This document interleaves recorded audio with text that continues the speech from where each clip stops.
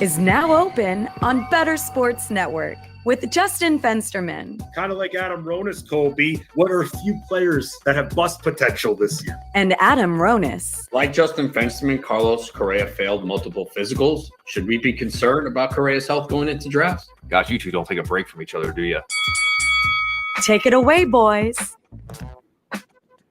The Playbook is live here on Bettor Sports Network. My name is Justin Fensterman, and if I was taking a physical today, I would fail miserably. Why? Because along with my buddy Adam Ronis here, I stuffed my face with pizza for just a little bit. What's going on, Ron? How you doing? Doing well. Yeah, definitely. This was not the weekend for you to eat healthy.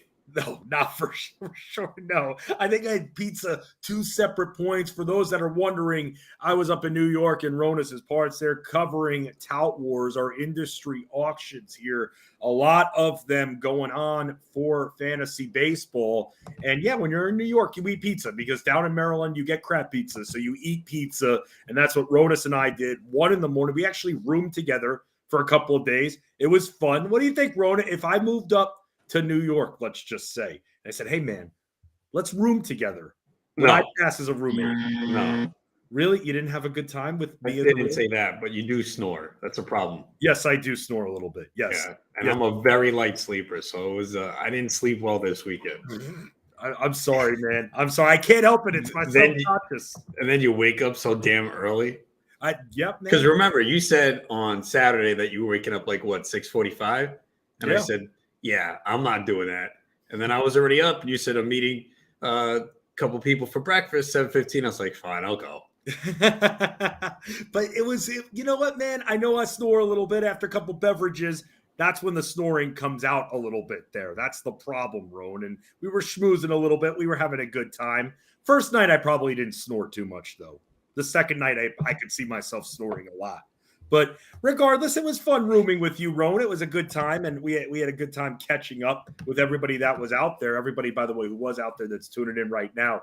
It was great meeting all of you, and thank you for hanging out with us as we're getting ready, Roan, for another week of sports action to broadcast to the millions and millions of Bettor fans out there. And we're going to be talking multiple sports here. Going to be talking baseball. I thought we could maybe get into a little bit of auction strategy since Ron and I were in a lot of auction coverage here. For those that love fantasy baseball auctions or those that are curious about them, very different than snake drafts. So we'll talk a little bit about that. The White Sox, we're down to a few teams here. We're up to the Chicago White Sox. So we'll talk about where some of the White Sox players, hitters and pitchers, are going in drafts on recent draft boards.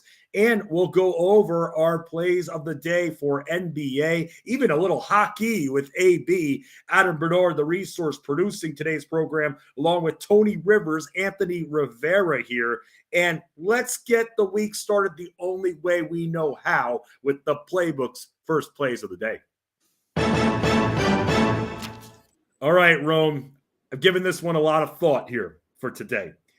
A lot of times I've been going with trying to get these 4.5 lines for rebounds from my pick Friday with Patrick Beverly. He went over the 4.5 rebounds. Today's not going to be that day, Ronis, because as you see, when you look at the odds on DraftKings Sportsbook, the MVP has shifted quite a bit over the last number of days. Now we're seeing Joel Embiid minus 250 to win the MVP. Jokic plus 250 to win the MVP.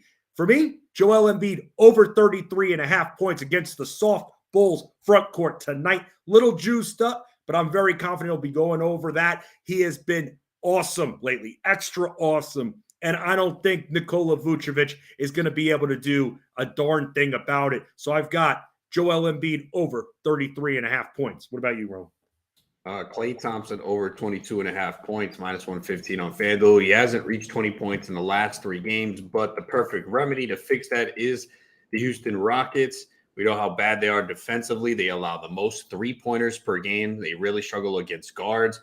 Thompson has faced them twice this year, 42 points, 41 points, and Golden State needs a win on the road. I know they're double-digit favorites, but we know they tend to keep it tight on the road, but I see Klay going off tonight. Yeah, no, that's going to be a great game. So good call by Ronis here, taking the over on the points for Klay Thompson. I'm taking the over on the points for Joel Embiid for the Playbook's first plays of the day.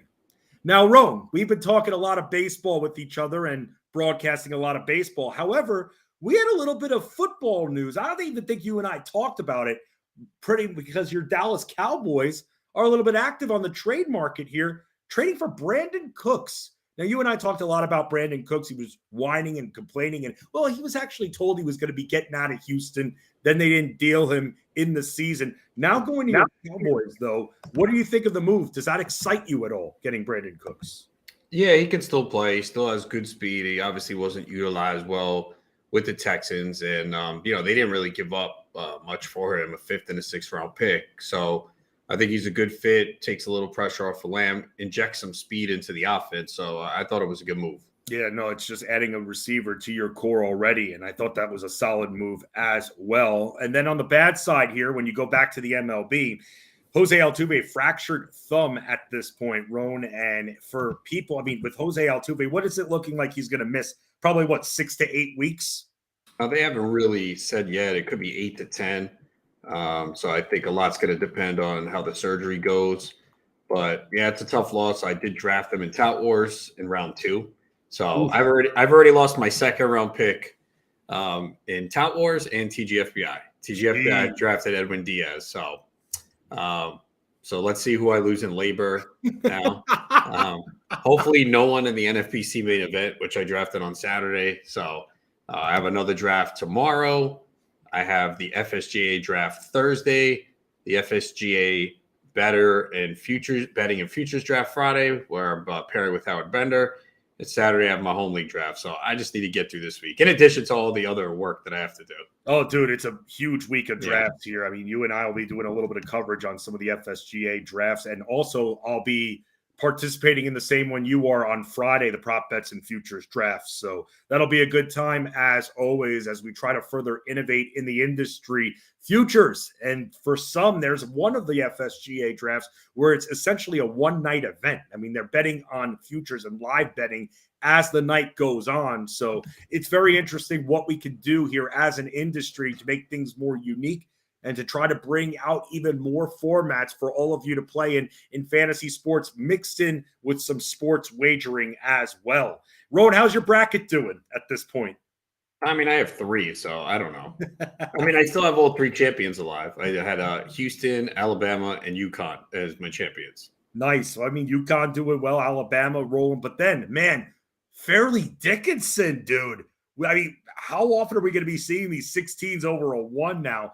Absolutely incredible. And just when that happens, the amount of brackets that get busted, incredible. Also, Duke going down to Tennessee, I was a little bit surprised about, though anyone that you ask will say that the refs were letting it be pretty physical there, and it's especially benefited Tennessee playing very physical. You got some ref crews that'll let the guys play, other ref crews that are going to call it a little bit tight there. So at least in my pool, seeing a lot of Duke champions, they go down. But I'm with you with UConn as well. So along with that, man, it's been an interesting tournament. We've had a couple of close games, but then we had your usual blowouts at this time. But now as we're getting ready to prepare for the Sweet 16 and the Elite 8 here, getting down to it, maybe this week we'll be joined once again by Dan Servodidio from fantasyalarm.com, where you can find all of our work as well. So with that, Roan, we're looking at a lot of different things that we could talk about in the world of sports when it comes to trending.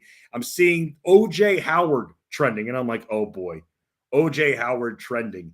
Does this mean anything? Him going to the Raiders, do you think he's going to, I don't want to say fine. You can't really say that the guy's really provided too much consistency. He's had health issues. Is this guy walking into a job where he's going to be all of a sudden catching some passes? You think he'll be utilized more as a blocker, or will he just not be on our radar at all? They still. I was a little surprised they haven't brought back Foster Moreau, who's been pretty good. He's a free agent. OJ Howard was great coming out of college. Then he had the Achilles injury in 2020, so really hasn't done much the last couple years. So he's a tight end too at best, and that's if he's even the starting tight end on this team. Yeah, we'll have to see what happens there. So don't get too excited thus far. Outside of that, Roan, how did you do in our fantasy basketball league? You were in the semifinals. I didn't make the playoffs. We all know that. How did you do? You make it through? Yeah, I won 6-3. So in the championship game this week, and now I'm just crossing my fingers that guys play. I got Rudy Gobert questionable, Sengun questionable. Rudy So Gobert's questionable like every I day. know, but he has sat out a couple times recently. So I'm hoping he plays, and I'm hoping Anthony Edwards sits because I do have Kyle Anderson as well. So I'd like to get those two getting more opportunities. So yeah, it's going to be a grind of a week. Yeah. Hope that I'm just hoping guys don't get scratched, hoping enough guys play. So yeah, that's going to be the key, is to not have too many guys scratched. Yeah, you got to start looking for everybody out there that are in your fantasy basketball playoffs. And I got an article up on fantasyalarm.com, 7 players that you can look to pick up. 6 of them have 4 games. 1 of them has 3, but he's been producing very well. And I'll say who that 3-game guy is, Rome, because my intention was to put out 7 4-game guys. But Austin Reeves, I don't know if you've seen what he's been doing for the Lakers lately, off the bench especially. Yeah, he hurt me last night because I had a 6-leg parlay. The 6th leg was D'Angelo Russell to score 20. Russell scored 18. Oh, God, man. It's always the one leg, dude. It was plus 940. Wow. And that was it. That was the only thing. Yeah, the other 5 legs hit. Damn. So when was the last time you hit one of your 5 or 6 leg parlays? I think I hit one recently. Yeah. Yeah. No, like maybe a week ago, I believe. I mean, I haven't been doing too many as late. I'm debating if I should do one of my big free bets on. Oh, yeah. That's right. You got one. I got to use it probably by tomorrow night. I think they expire the 22nd, but I think like early in the morning, the 22nd, because I believe I made those deposits late at night. So I hit a parlay. Yeah. Wait, when did I hit a parlay? It was definitely recently. I can't. Oh man, but yeah, that one last night. You definitely hit one 5 or 6 legger in the last few weeks. That I do know. Yes, but the one last night hurt, man. Yeah, no, absolutely. I mean, you're expecting Russell to score 10 at halftime. Yeah, they're on pace, and then it just slows down like that. I don't understand that. But Reeves has been good. I mean, he's grabbing boards as well. He's grabbing steals. He's been very good off the bench for the Lakers. And as long as LeBron James is out, I mean, he's going to be getting a lot more love in this offense. So that's someone to watch out for. Only 3 games, though, for this week. That's, again, it's huge because you got to be careful with those that have 2 games, like teams like Denver, Detroit, but you also got to be careful as well because you're not necessarily dropping the superstars, because if the next week you got full slates for both of those teams. Miami also has 2 games as well. So try to stay clear of adding players from those teams if you can. But besides Austin Reeves, I'll give you guys one 4-game guy, and then you could go to fantasyalarm.com and check it out here. The 4-game guy I will also give here. I mean, this is someone Ronas has talked about a lot. And even if Kyrie Irving, does come back, I know that Luka Doncic is still going to be out. The last I saw, he was still questionable. You could look to pick up Josh Green for a little bit too. I mean, he's been scoring a lot more, and I think that he's safe as well. Because if Kyrie Irving's back, I don't think it necessarily impacts his area. The Mavs don't have a lot of midcourt options, and the midcourt options that they do have tend to have trouble at times staying healthy. But it would be especially beneficial if Irving and Hardaway sat out. But even if Hardaway plays, I still think that Josh Green has done enough to still have a committed roster spot, a rotation spot. And I think that you could ride this guy out. If Luka was back, maybe you had Luka and Kyrie in there, I'd probably shy away. But if we're going game by game with our seasons on the line and this team has 4, I'm fine with going Josh Green and riding him out for a few games. Maybe drop him midweek if Luka ends up coming back. Yeah, I think that's the key is, if Luka comes back. I mean, he still only played 25 minutes last game. And his numbers weren't as good with Kyrie back. So the ceiling is not as high as it was because I was playing as PRAs, but that was when Kyrie was out. So we'll see. I hope Kyrie plays tonight. I have him in my playoff league. I have Green too, but I prefer Kyrie to play. Who are you playing? Are you playing East Coast Slamma Jamma, who offers about 75 trips? Oh, so Greg and Frank made it, the BFFs. Yes. Wow. And Ronas just has Frank Stampful from CBS just come right up to me while we're at the bar. I did have him go up, he mentioned you, and I was like, yeah, he's really frustrated about never making the playoffs in the league. And then that was his decision to then come up to me. I mean, he was bragging that he's going to win Tout Wars 3 years in a row because I think he's won, was it the head-to-head? Which is like, come on, bro. Like, you're bragging about winning the head-to-head? I mean, come on. So, was he bragging about having a menu item too? No, he didn't. So then Greg Jewett came up. I was like, yo, this guy say he's going to take it easy. He's like, no, I didn't say that. I didn't say that. Why you believe him for it? And he was saying it. He's like, I'm going to win 3 in a row. Wow. He's like, have you ever done that? 3 in a row? Yeah, I haven't. I won 2 in a row. I've won 2 in a row in football a few years ago, actually in 2 separate leagues. I've done it in football. I mean, I've won more than 3 in a row. I mean, my home league, I could check now. I mean, I won it that doesn't count. I was talking about Tout because I think he said only 2 people have won 3 straight in the history of Tout. So I had won 2 straight, couldn't get the 3rd one. But yeah, I've won 3. I mean, I've won 3 in a row in the basketball league. You have. I've never won. My home league for baseball, let me see, 5, 6, 7, 8, 9. I won the first 10 years of the league. I lost in 2016 and then won 4 in a row, lost in 21 and won again last year. So after winning 10 in a row. That league's been going on since 2006, and I've won it every year except 2. Damn. Are you That's playing? why some people drop out of the league. Yeah, no, duh. Of course they do. No, but I appreciate the ones that keep coming back and try. That's amazing. It's so you've won this league so many times at this point. Yeah, that's incredible. Does the league celebrate when you lose now? Is it? Yeah. Oh, dude, yeah. Actually, I almost lost last year again. Well, the guy who won in 21, I was fighting him. He was in first for most of the year, and I had a strong finish. He has Shohei Ohtani, and this is a daily league, and he has Shohei Ohtani for nothing. So he can use Ohtani, obviously the days he hits as a batter, and then the days he pitches, he can put him in the pitching spot. So that's a huge advantage in this league. And he's got Ohtani for really cheap for $17. Nice. That's good. That's really cool. So yeah, but yeah, and then the GST Baseball League, I had won 3 straight years until last year where I lost on the last day. I was in first. Chris Vaccaro sent me, looks like you won again. Nope. My average dipped like 3 points, and he won on the last day.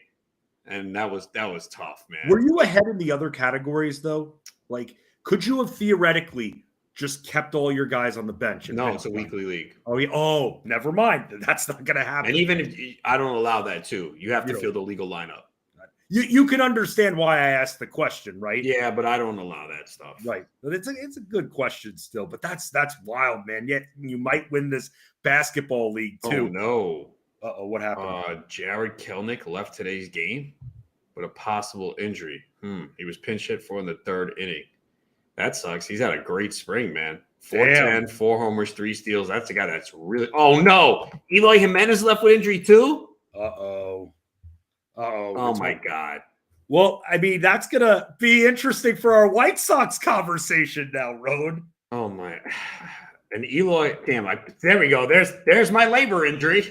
Damn, you've got him there too. Yeah, and I don't have him in many leagues because he's burned me in the past, and he always gets hurt. But he's in great shape. Oh man, wow. Why do I do this for? I don't know, man. I don't know why you put yourself through this. Seriously, maybe you should just not draft anymore. Just maybe just sit this one out. I think that might be the only league though that I have Eli, but it was an auction, and I thought he went too cheap. Man, Eloy Jimenez now leaving the game with an injury here. We'll have to see what happens moving forward here. So that's going to impact our White Sox preview just a little bit, right? I see we have who is that asking that question? Which of our producers? Not Adam. Is it? It's Anthony Rivera. I mean, why do they start drafts early? I mean, injuries can occur day one. So it makes no difference. I mean, we go through this conversation every year. First of all, industry leagues have to draft early, okay? Because a lot of us are doing our big leagues now. I mean, the NFBC had their event in New York this past weekend. They're in Vegas this upcoming weekend. They can't do both at the same time, so injuries are going to happen. Look, it sucks. I have Edwin Diaz. I have Jose Altuve, but a lot of the industry drafts are done early so people can see where guys are going.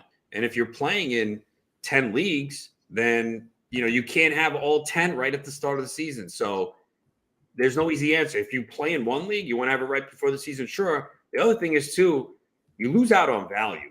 You go back and look at some of the early drafts, guys where I drafted that say they were in round 20, now they're in round 10. So there's pros and cons. You get a lot of guys cheap earlier. Of course, the risk for injury is there as well, but there's never a perfect time to draft. There just isn't. Right. No, there's not. And because you could draft, okay, the season starts a week from Thursday, right? Yeah. You could draft Wednesday, opening day, guy gets hurt, he's out for the year. Same thing. Right. Right. It's true. I mean, let's just get rid of spring trading and everything then and just have them start the season then. You can't have that. But then it's like, oh, they need more time. Their bodies need to get in shape. There's no one way to do this. But I did actually ask, I forgot. I mean, I think it was your partner in drafts, not in life, but in drafts, Brian Ambos, who said to me when I asked him, why do they have this event in New York every year at this time when it's the marathon in New York City where you can't really navigate around the place because especially Sunday, half the stuff gets shut down. And he explained, well, they're on a schedule. That's the problem. So, I guess, Ron, they could technically reverse course there, put Vegas a week earlier and then New York the next week, can't they? Vegas is their bigger event. More people go to Vegas than New York. So they just want to keep consistency and keep just everything the same date every year. Probably, yeah. Yeah. By the way, here's a question for you. If you were a league commissioner and let's just say keepers were due last week at one time, whatever time, keepers were due on the day. You lock in your keepers. One of them happens to be Edwin Diaz. That night, now this is before the draft, so the draft has not happened.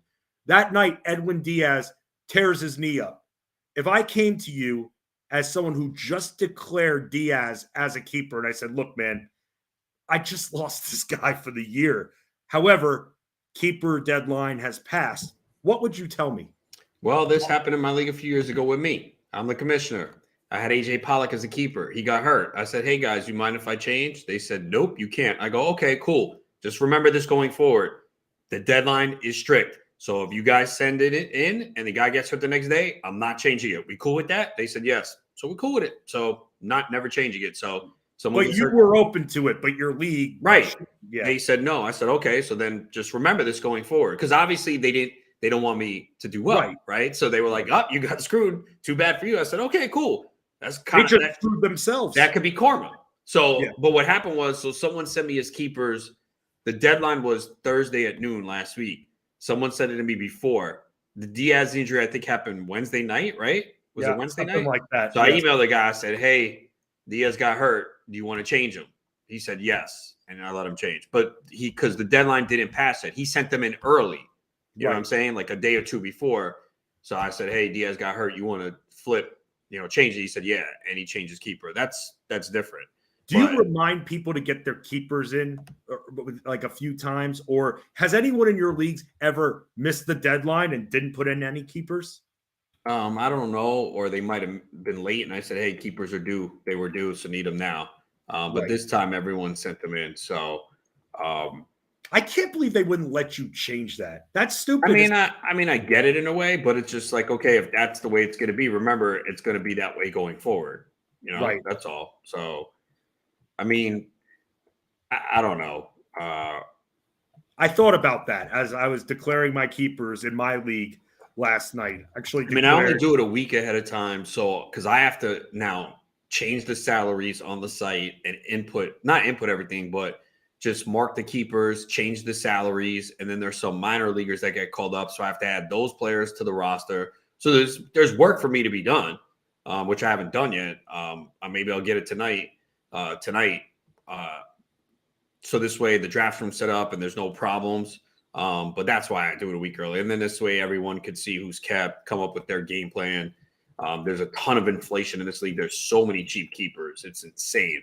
I actually have the second least amount of money left. So I didn't really get many great values. So I probably won't be in on the bidding early when these guys go for $50, $60.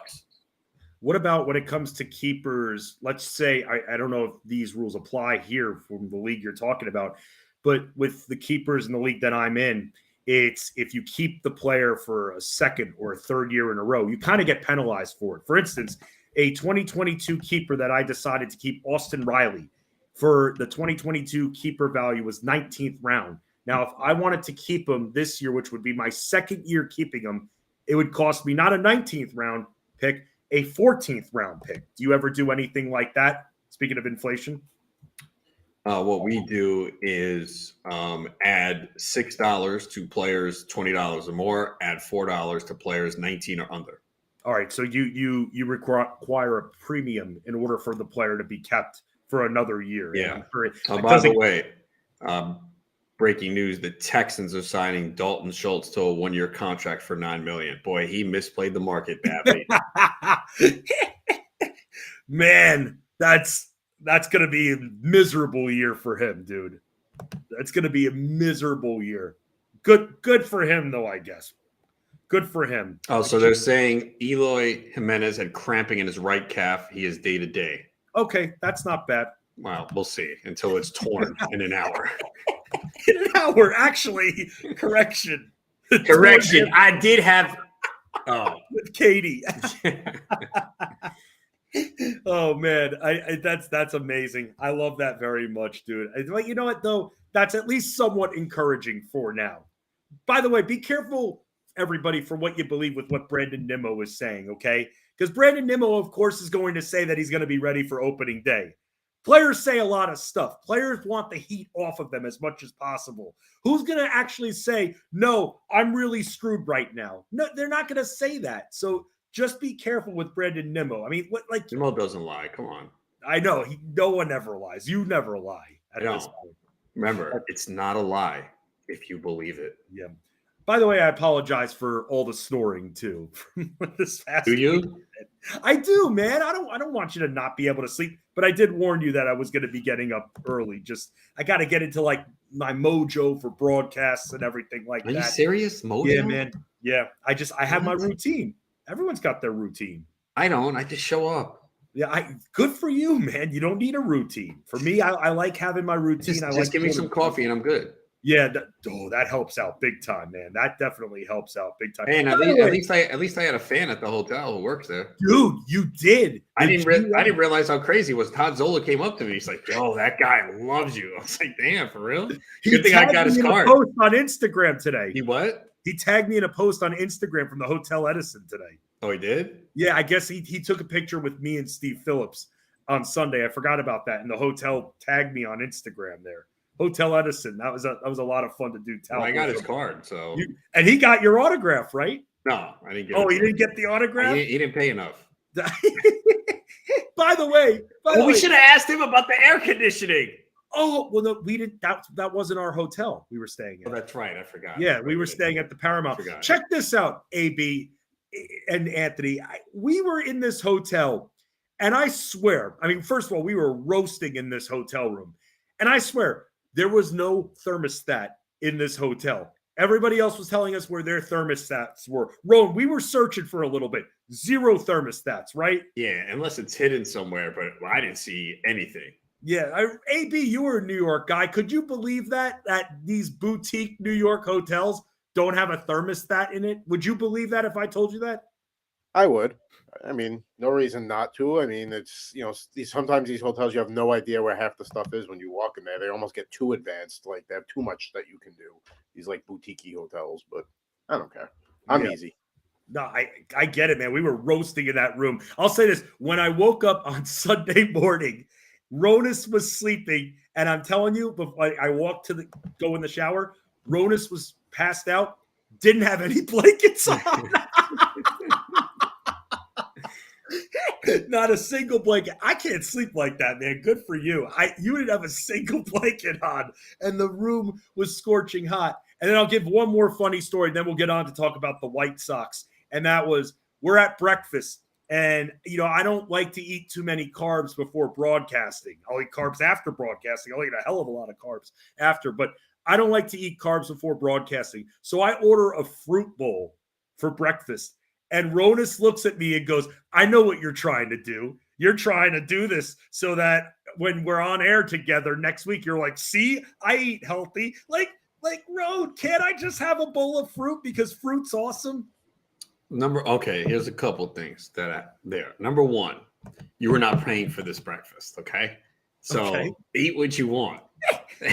But dude, you know me with breakfast. I'm not a No, I huge don't know. guy.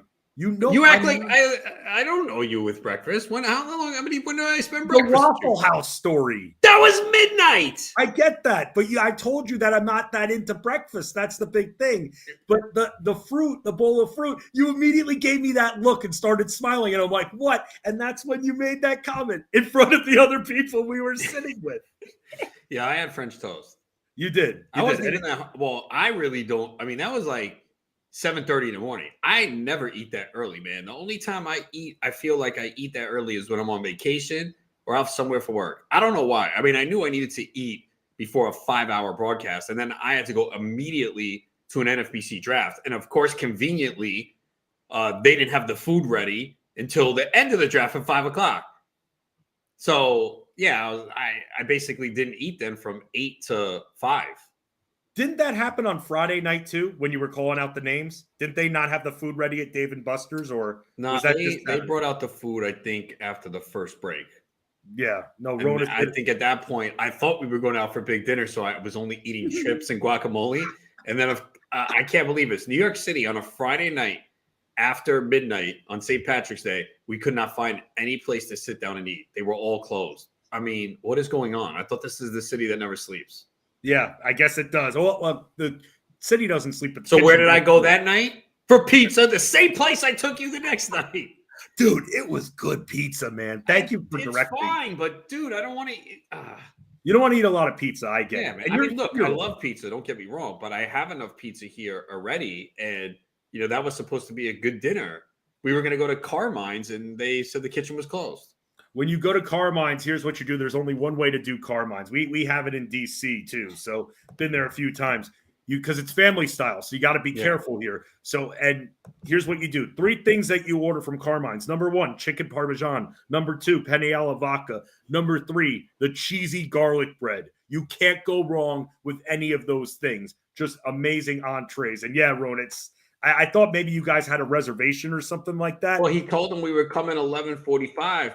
But the kitchen closed at 12. So why would they take a big group at 11:45? That makes no sense. I think maybe Mike the Mouth didn't make a reservation. They were calling him during the draft. It was one of the other guys. Then that stupid maitre d'. Then that's the only other reason. Because it's going to be maybe unless they thought that it was maybe him and a date or so, or him and his wife, or maybe him and a friend. Told them it was going to be then that's on them. Then that's on ridiculous, them, man. But it was a lot of fun, and I got getting to hang out as well with some of the NFBC. I mean, what we were talking about when we were quizzing Ronus last week on the name pronunciations, this was calling out names for a league in which it's $5,000 to enter with a 40 grand first place prize. The NFBC Mike the Mouth Ultimate, which we had Mike the Mouth on last week as well. And it was just meeting some of them and getting their take. And it's very interesting, Rome, because some of these teams, I'll just say that they didn't want to be conservative, some of these teams. They wanted to go all risk, injured players, discount players. And I was a little bit surprised by that because it's a $5,000 investment. And I figure you want some security with your team. But there was one team there that he just went risky pick after risky pick. And even having guys like Glasnow, Buxton, DeGrom, all on the same team. And I was just a little confused because it's that guy has a lot of money. So I learned that very quickly. When you have that much money, you can do whatever you want. Well, I interviewed him and he goes, well, if I come in 15th place, well, I come in 15th place. And I'm just thinking it's a $5,000 investment there. But for some people, money is no object. So, by the way, another quick signing, Devin Singletary to the Texans. Houston signing these players right here. Wow. That's going to be another good one for the Houston Texans. The Houston Texans going to win like 4 or 5 games this year. I'm wondering. Not looking good. So go get lost in Houston. They got good barbecue out there, though. That's at least one of the things that is a positive for Texas. It's the World Baseball Classic on Bettorcast tonight, starting at 7 Eastern time. Watch Team Mexico versus Team Japan and compete in our real-time Q&A contest on the Bettor Sports Network app. Watch, play, and win prizes by answering predictive questions about the games while having fun chatting with our community in real time. Join us for Bettorcast on the Bettor Sports Network app tonight starting at 7 Eastern. You can win a $100 gift card to the bettorsports.com collectible shop to purchase authentic hand-signed items from your favorite athletes. Monday Night Rants will air on bettorsports.com and on YouTube, Twitter, Facebook, and Twitch at Bettor Network. Well, so far, we know that Eloy Jimenez, from the reports that we're seeing, left the game, but day to day, with it looks like we'll have to see what happens with that calf. But for now, consider him day to day. Let's preview the other White Sox players as our preview series rolls on with Major League Baseball getting ready to start their regular season oh so soon. He's Adam Ronis. I'm Justin Fensterman. You're hanging with the Playbook here on BSN. Whether you collect sports memorabilia, fantasy championships, or winning bet slips, talk about it on Bettor Sports Network.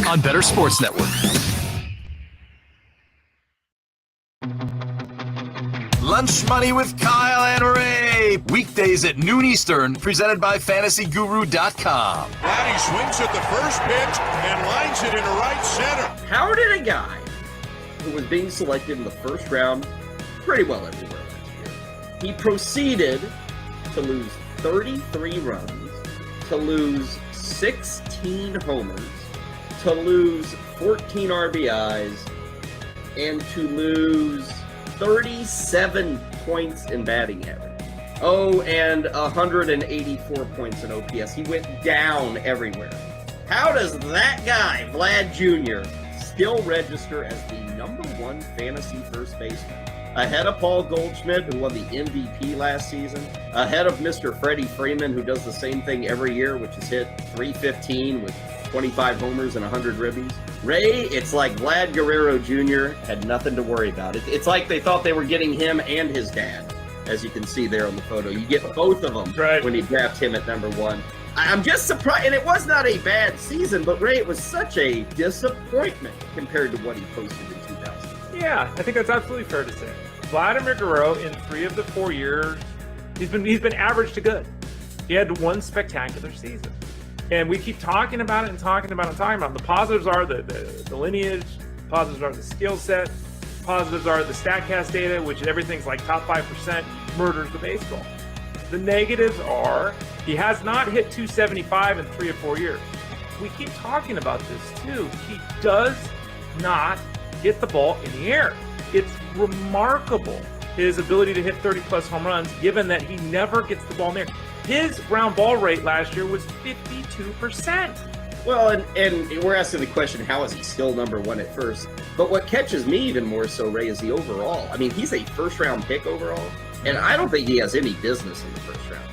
I look at his profile, and there are so many guys going behind Vlad that just have business in the first round that deserve to be there. Freeman, Machado, Bichette, Rafael Devers, I think maybe Pete Alonso. You put Austin Riley ahead of him.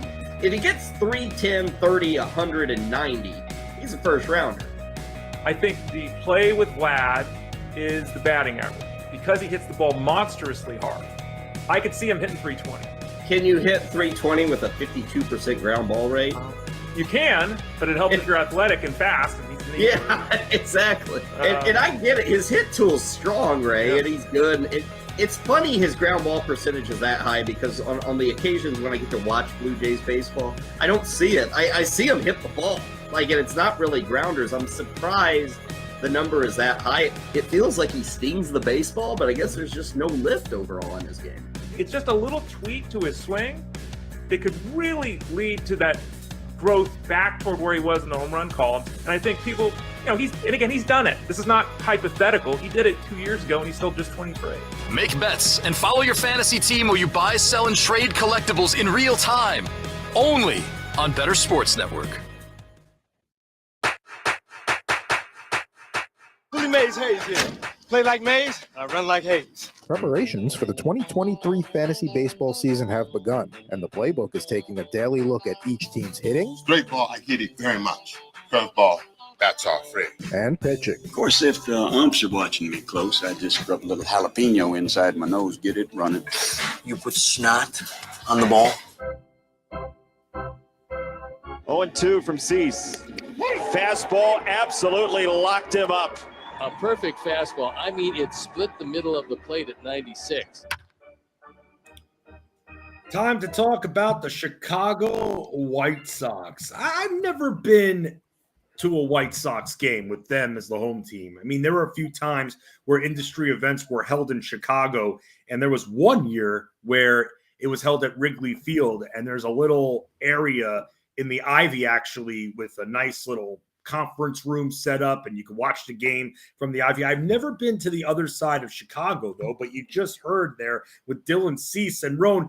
Depending on who you ask, I mean, some seem to be into this guy. Others seem to be kind of out on him. And I was looking up some of the metrics on Dylan Cease here on trying to figure out why people maybe might not be into him. And what did I see from between 2021 and 2022? I mean, a drop in strikeout percentage, minor rise in walk percentage. The exit velocity went down.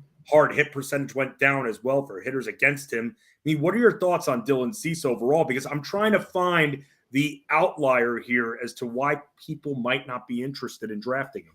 Yeah, I'm out on him because the price is too high. People are drafting him like he's going to be an elite pitcher, and I'm not sure he is. You cannot continue to walk rate the walk rate he has. If you look at all the top pitchers that are projected to go by him, no one has walk rates these high, 10.4%. And yeah, he overcomes it sometimes because the strikeout rate is 30.4%.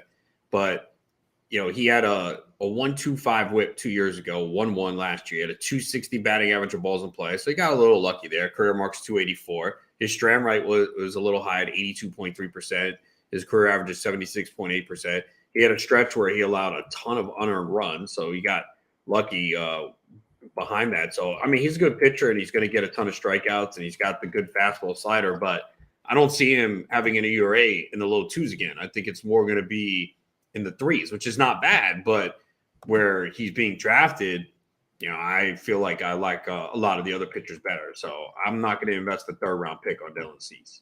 Yeah, I mean, that's it. The price point is seeming a little high for him. When you're looking for walk rates, what's your barometer? What's the line where if it goes above a certain percentage, you start to worry about that? I mean, clearly with Dylan Cease last year, over 10%. What's your line when it comes to that? I mean, it depends on the pitcher, but, you want your elite guys to be in the 4 to 6% range. I mean, just 10% is ridiculously high, man. It's just you're putting too many guys on base, and then errors could happen or, a blue pit. So you just don't want that. And look, he's able to overcome it a little bit because of the strikeouts. But, you got a guy like Aaron Nola last year who had a walk rate of 3.6%.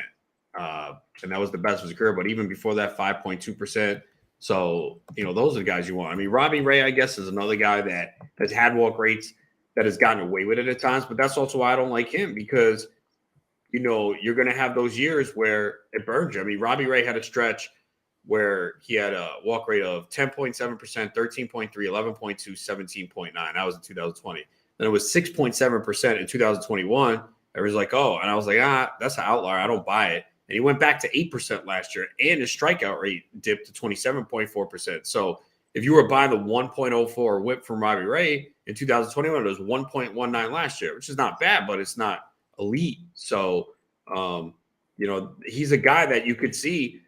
Look at the ERAs for Robbie Ray going back to 2016, 4.9, 2.89, 3.93, 4.34, 6.62, 2.84, 3.71. So what you saw from Robbie Ray in 2021, where he had the 2.84 ERA, I think you could, and then went to 3.71 last year, because again, the walk rate was still high.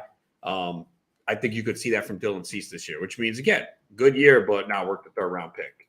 His walk rate has always been high. It's looking like I'm looking in past years as well. 10.7, 13.3. Yeah, I've never been a big fan of him. I remember 2017 when he had the 1.15 ERA and people go crazy. I'm like, this guy, yeah, the strikeouts are great, but the walks are too high. and he also gets hit very hard. So I know this year they said he's had a really good spring working on a new pitch, so the numbers have been looking good. I still haven't bought in yet, but yeah, it's tough when you're a starting pitcher having a walk rate of 10%. It's hard to keep that area under 3. Absolutely. Let's talk about some of the other players here from this team and where they've gone. What I'm doing, by the way, just for all of you out there, if you want to check out draft boards, and these aren't the only type of leagues, the NFBC, but I happen to think that their ADPs, first of all, when you do that, when you go to like nfc.shgn, whatever, I mean, just search Fantasy Baseball ADPs NFBC, and you'll be able to categorize it how you want. That's what I do. But now here's the difference. When we first started these previews, I've been going in the last month. Now, as more drafts are starting to happen, I'm now checking out the last week, and I'm seeing that there have been a total of 80-plus drafts there. Now the sample size starting to grow for a shorter amount of time, so it allows me to look at it in a more microscopic way. So you're seeing Dylan Cease over the last week go as a top 60 pick. Lewis Robert, Rome. You have any Lewis Robert this year? I don't like the skill set, but he's had a difficult time staying healthy himself. That's one thing with the White Sox. A lot of their guys have had a problem staying healthy, and he's never played 100 games in the major leagues in his career. He's been in the league for 3 years. Only played 98 games last year, 68 in 2021. Skill set is pretty good. We know he can hit for average, but still haven't seen more than 13 homers in the season. Did have 11 steals last year. I mean, look, he did in 98 games last year. He had 54 runs, 56 RBIs, 12 homers, 11 steals, and hit 284.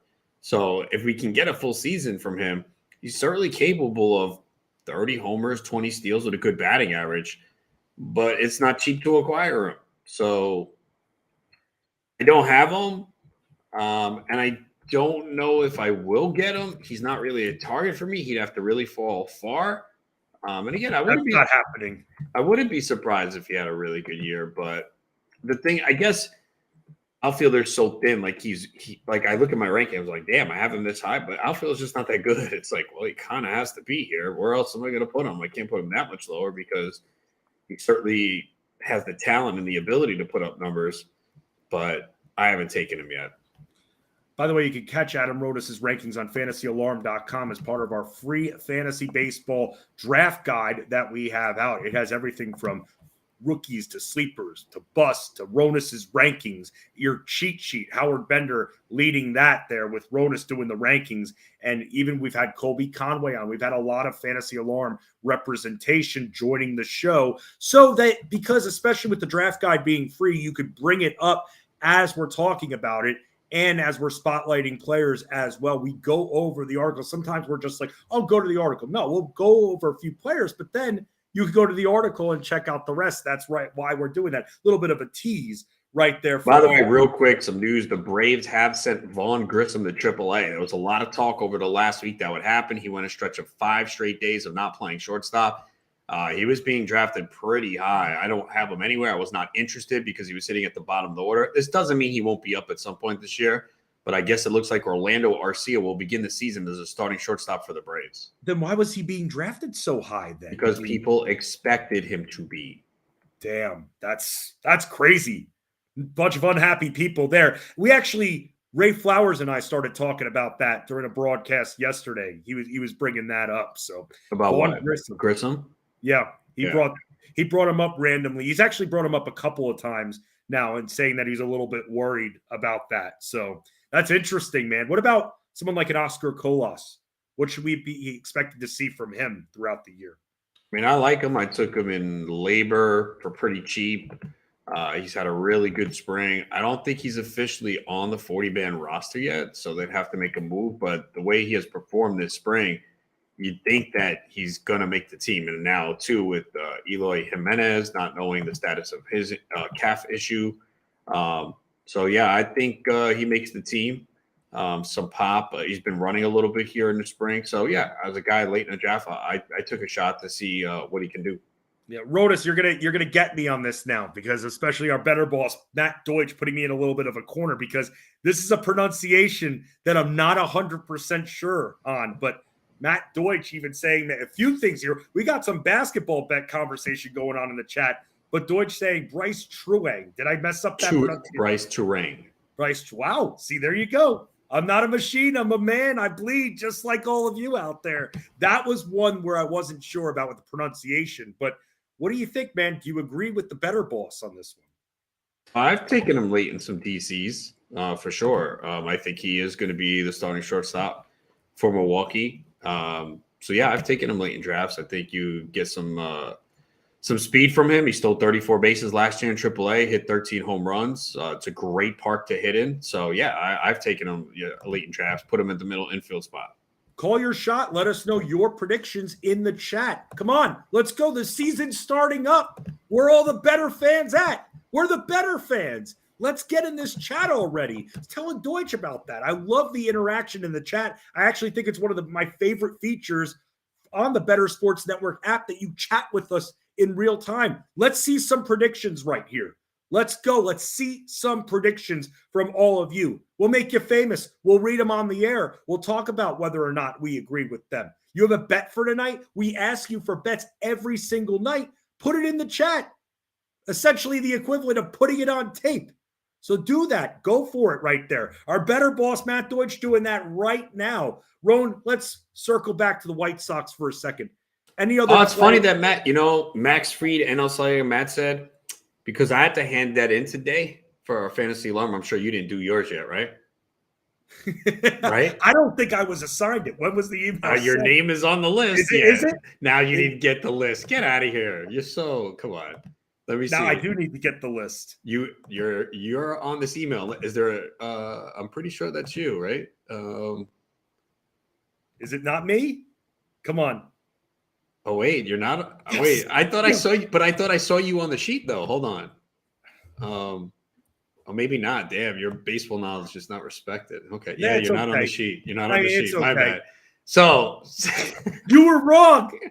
I wasn't wrong. Anyway, but Max Fried, yeah, I thought about putting him with NL Saiga. I ultimately did it. That's not a bad call. I was a big Max Fried guy last year. I haven't drafted him yet this year. Not that I don't like him. It's just in that spot, like that 4-5 range, I wound up getting someone else. But I am definitely interested in him because I really could see the strikeouts going up for Fried. This guy's got excellent command. He doesn't walk anyone. He doesn't allow home runs. I mean, 3 straight years as a starting pitcher to have a homer per 9 under 1. And I mean, 12 home runs last year, 15 the year before. We've seen the innings now go up from 165 2/3 to 185 1/3. Obviously pitched in the postseason. His walk rate was 4.4% last year, whip of 1.01. He's on a really good Braves team, so he's going to win games. I think the only thing that's missing is an uptick in strikeouts. He gets a ton of ground balls. He doesn't allow fly balls. I get to see him pitch quite a bit as a Mets fan. His swinging strike rate was a career high 12% last year. So I think if he can see an uptick in strikeouts, I think he can win the Cy Young. I actually think that's not a bad play. Another prediction right there from Matt Deutsch, our Bettor boss. Let us know your predictions. By the way, Rome, going back to that, my baseball knowledge clearly not respected. I'm lucky to have a job still. Seriously, you never know. You just never know at this point. Anyone else, by the way, from the White Sox that we should keep our eye on, and someone that you're maybe looking at, especially later on in our drafts? I think Reynaldo Lopez is the closer. I don't buy Kendall Graveman. I don't think he's that good. So I drafted him in Labor, Tout, probably somewhere else. So I think he opens the year as the closer. They haven't announced it. Everyone's drafted Kendall Graveman. Don't see it. I like Lance Lynn. Lucas Giolito, heard some inside source tell us that new Giolito that said COVID was the reason why he didn't perform last year, that he really was affected by COVID and he was gassed by the 3rd inning, and he's healthy now. He lost weight. So I haven't drafted him yet, but I am interested. So just keep that in mind. And I think Elvis Andrus could be solid. He'll get second base eligibility. He's probably going to hit at the bottom of the lineup, but if injuries happen, I don't buy Yohan Moncada. I know he had a good WBC. I think he got hurt, though, again yesterday. Concussion and something else.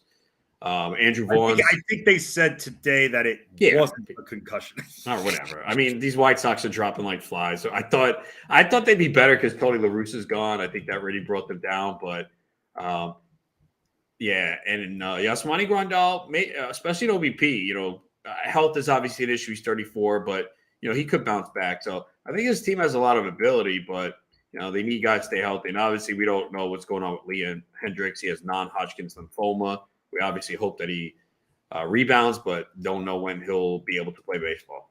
Yes, our buddy Larry Schechter, Winning Fantasy Baseball, he tweeted me yesterday saying that here's a prediction for 2024 comeback player of the year, Liam Hendricks. Obviously, a lot of it depends on what we see, if we see him this year, but we're constantly thinking about him. I mean, this is something that's bigger than baseball. This is his health. He's fighting for his life. So we wish him all the best. Sometimes things are more important than statistics, and this is one of those times. By the way, basketball bet put in by our boy Ani Sreeder, who we got to hang out with this weekend in New York. Ready for this, Rome? With no Lauri Markkanen, Kelly Olynyk, who is, by the way, in my value video for DFS on fantasyalarm.com, double-double plus 470, Rome. What do you think about that? Obviously, the rebounds concern me a little bit. Look, I hope it happens as someone that has him in my championship. Look, he just had a double-double last game against the Celtics. He was 13 and 13. Against the Thunder, he had 15 and 10. So he's had 2 double-doubles in the last 6. But I think the most important thing is marking it out. So that will definitely give him some more opportunities to score. And, I mean, he still has to compete, though, with Walker Kessler, though, for boards, Right. I think That's my concern with that. Yeah. I mean, that's why the odds are so good. I mean, Deutsch agrees with that as well. But that's why it's plus 470 that Ani was getting it at. Yeah. Wait, they're against who do they got tonight again? Utah has the Sacramento matchup. Oh, okay.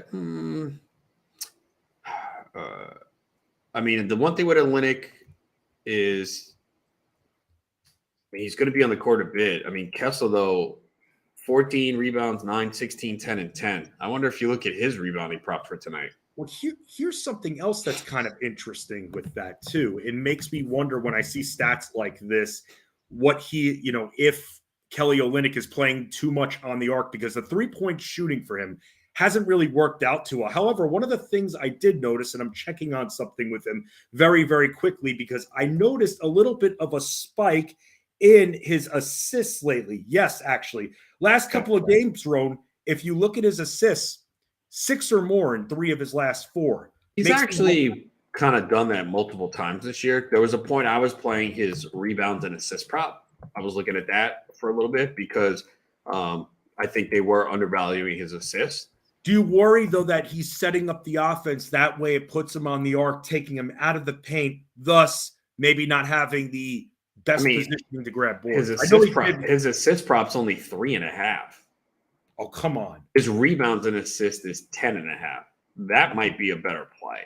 I think you might be right on that. I mean, he's gone over that in 3 of his last. Look, if you want to you're always looking for. I think he could get the double-double because I think the points will be there tonight. He's had double-digit points in 6 of the last 7. He had 3 against the Heat. They're a good defensive team.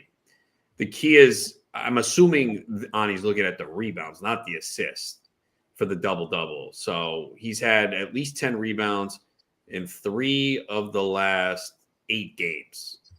Again, I guess it's with Markkanen out. That opens some rebounds. You will have Kessler there too, though, and Sabonis. But, right. It's possible. They definitly – because Clarkson's out too, right? Clarkson's out, Sexton's out, and Markkanen is out. Yeah, so I think they're gonna need him to do more on offense. Yeah. Look, I hope he gets it.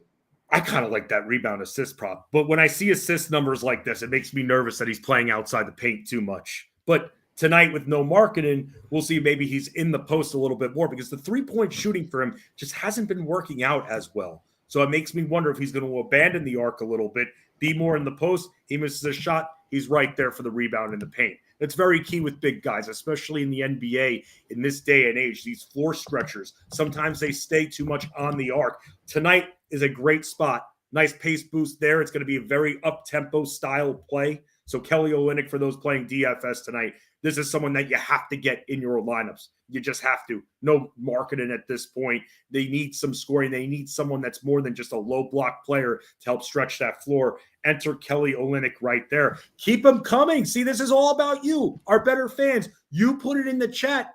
We abandon certain show plans and we talk about it because that's what it's all about. It's all about you, our better fans. And I want to remind you guys one more time that it's the World Baseball Classic on Bettorcast tonight, starting at 7 Eastern time. Watch Team Mexico versus Team Japan and compete in our real-time Q&A contest on the Bettor Sports Network app. Watch, play, and win prizes by answering predictive questions about the games while having fun chatting with our community in real time. Join us for the Bettorcast and the Bettor Sports Network app. Tonight, starting at 7 Eastern, you can win a $100 gift card to the bettorsports.com collectible shop to purchase authentic hand-signed items from your favorite athletes. Monday Night Rants will air on bettorsports.com and on YouTube, Twitter, Facebook, and Twitch at Bettor Network.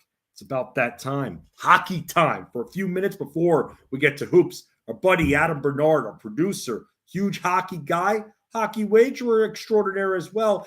He's going to join us and give us some plays. Not the most sunted slate for tonight's games, but you got a few still. AP's going to give us some bet skis coming up on the Playbook here on Bettor Sports Network. Call, chat, enter contests in real time. It's Sports Talk 3.0 with Bettor Sports Network.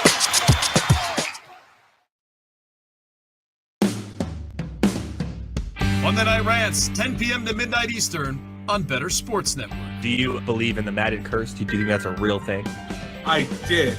Now, I don't think it's as big of a deal anymore, but it was a real thing for a solid 10, 15 years. Yeah, it was Sean Alexander, LaDainian Tomlinson, Peyton Hillis. LT was never on the cover. I know that. Was he not? I thought he was one. Okay, well, you do know all the covers of everything. Yeah, okay. So if you want, I could do this real quick. So Garrison Hurst is the first official Madden cover athlete, 1999. 2000, I believe they still put John Madden on the cover. And then 2001 is where it all started.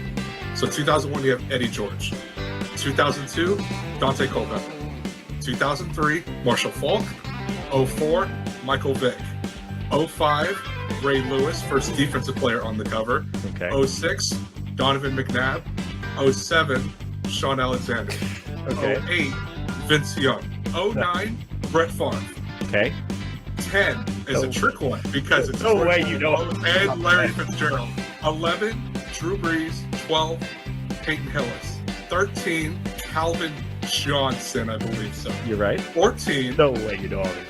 14, also a trick question. Uh-huh.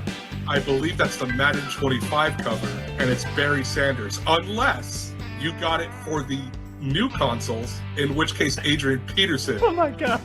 was on the cover. You're not cheating. You're not looking at... Swear on my life. Swear on my life. Okay. Keep on going. 15, we have Richard Sherman. Okay. 16. Okay, hold on. 16 is Odell Beckham. Okay. 16.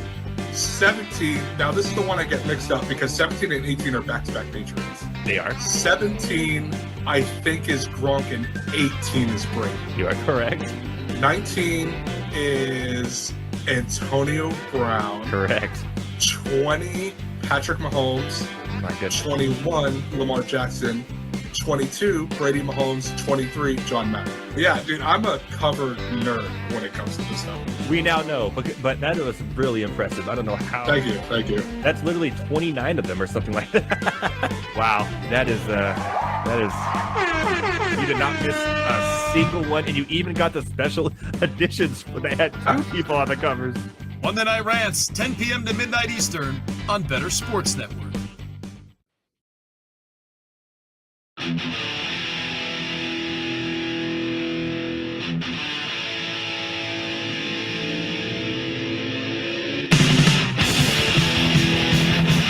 The Playbook with Fensty and Ronis, presented by FantasyAlarm.com. Getting more comments in our chats here. We have another chat here. I'm seeing a restream too. I think someone likes one of our smiles, Rome. That's something that I saw. Who do you think has the better smile between you and me? Me. No, it's me. Come on, it's me. Come on. What do you think? Put in the chat right now. Rome, we're going to spot you. Oh, you just look at you. Just taking a sip of water right there. Man, I need some water, bro. Why? I don't know, man. I feel lethargic today, bro. I feel lethargic today, man. Damn, it's been a big weekend, man. Man, I didn't sleep much at all. No, neither did I. I think I slept on an average of like 3.5 hours. You slept more than me, bro. Dude, I slept 4 hours, bro. I barely slept. I'm a light sleeper, and you were snoring, so you woke me up. I couldn't sleep. Give me this much. I wasn't snoring the first night, right? I think you were. Not as much, but you were. Okay. Yeah, the second night, that makes sense. That does make sense. But look, man, I mean, it could be worse. At least you got to stay in the hotel room with me, right? That's a perk. Yeah. I mean, do you even like me? Yeah. Okay. Yeah, I'm not so sure about that right there. Enter buzzer. Why would I ask to stay in a room with you? Because it's convenient. It was, but I could have asked someone else. That's true, actually. That's true. There was plenty of touts staying in the city, right? No, there were a ton of touts staying in the city. I like that everything was just so close together, man, in Times Square. It's a zoo. I get up to freaking New York City at 12:15 in the afternoon, and people are drunk on the streets already at noon. And I'm not talking people that are just out of college, people who like look older than we do. And I'm just like, wow. Do people, I guess people what are days off to us, Roan? What are holidays? Seriously. It's just, that's this life of being in sports. So there aren't really holidays where everything just shuts down. But you've taken some holidays off recently. What? I'm my bad. I know. I'm taking Passover off in the next couple of weeks. You already did recently too. Well, oh yeah, that's right. I took MLK Day off as well. You don't see me taking those days.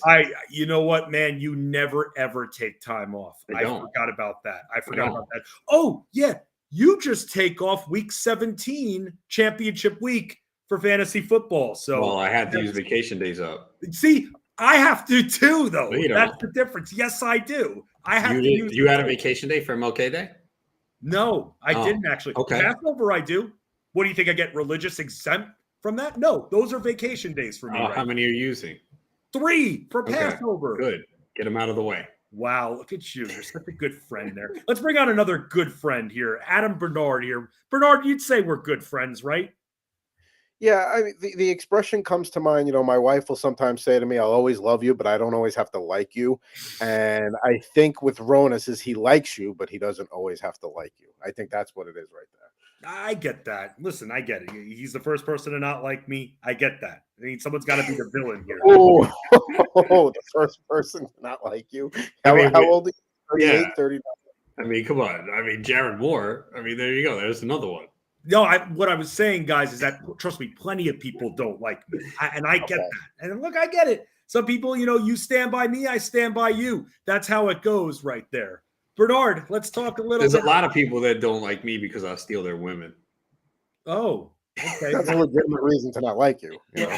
We won't have to worry about that for too much longer. So I think everybody else is safe right now. So, okay. True. Right? Am I wrong? Tell me I'm you're wrong. Right. You're right. Thank you. So we've got 5 hockey games tonight, including the Senators, the damn gold scoring team lately. The Senators taking on the Penguins, the Panthers taking on the Red Wings, the Blackhawks, Avs, the Sharks, Oilers, and the Flames and Kings. What do you think, AB? How do you feel about what you've seen from the Senators over the last few weeks? Because they really like getting the ball or the puck in the net. I mean, they could put the ball in the net too. That would be a different game. I corrected myself, AB, okay?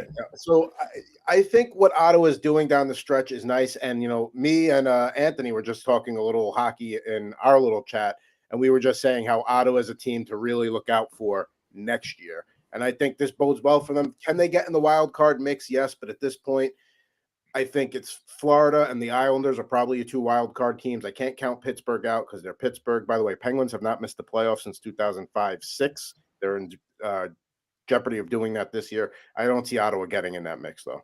So what do you think about tonight regarding these bet skis, some of the bets that you're placing for hockey? So there were 3 things that I was looking at for tonight. We'll start with Ottawa and the Ottawa Penguins game. Let's go with the over 6.5. If you could still get it, it's a little juiced at -135.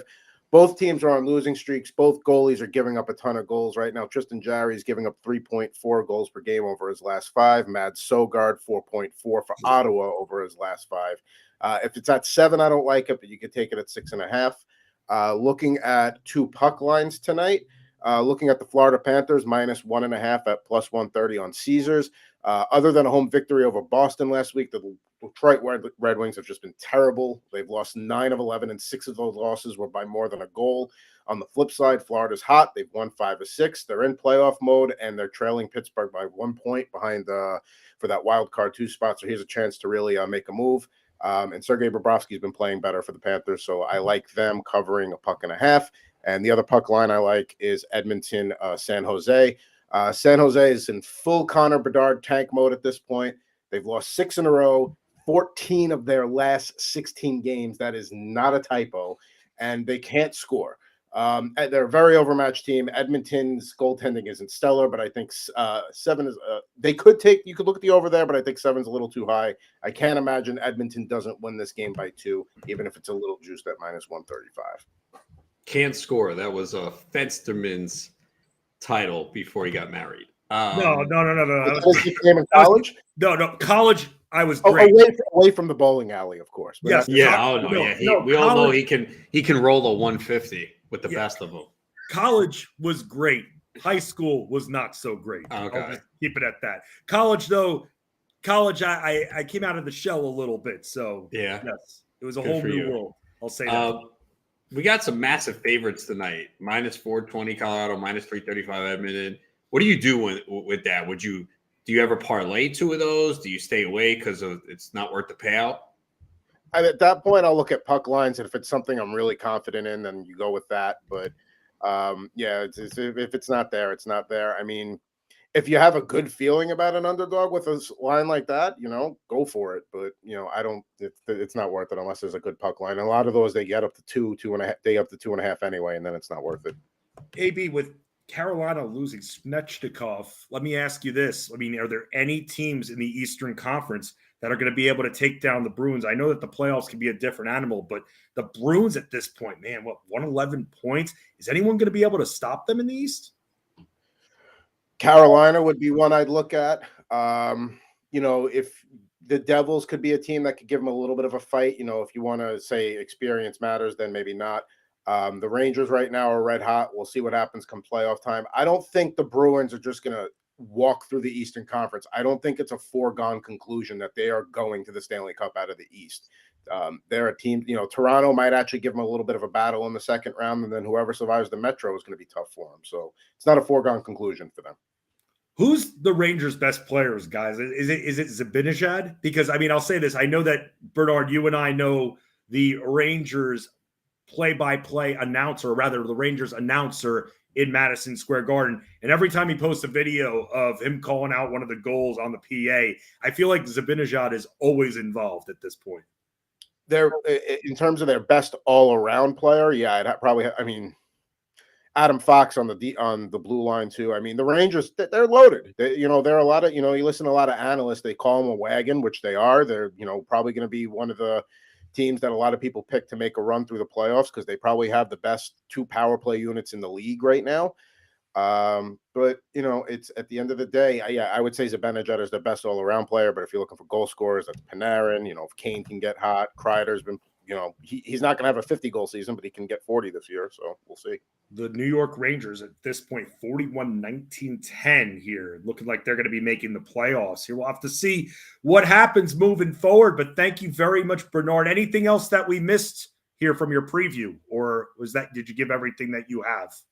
No, we've got everything. I mean, one day, on a slow day, I do want to dive into like your bowling history. I mean, because that came up earlier. Like, really just find like, what was it like, a bowling birthday party in 3rd grade, and that just kind of set you off from there. Like, I really want to do like a deep dive on this, like a 30 for 30. Nice. What if I told you?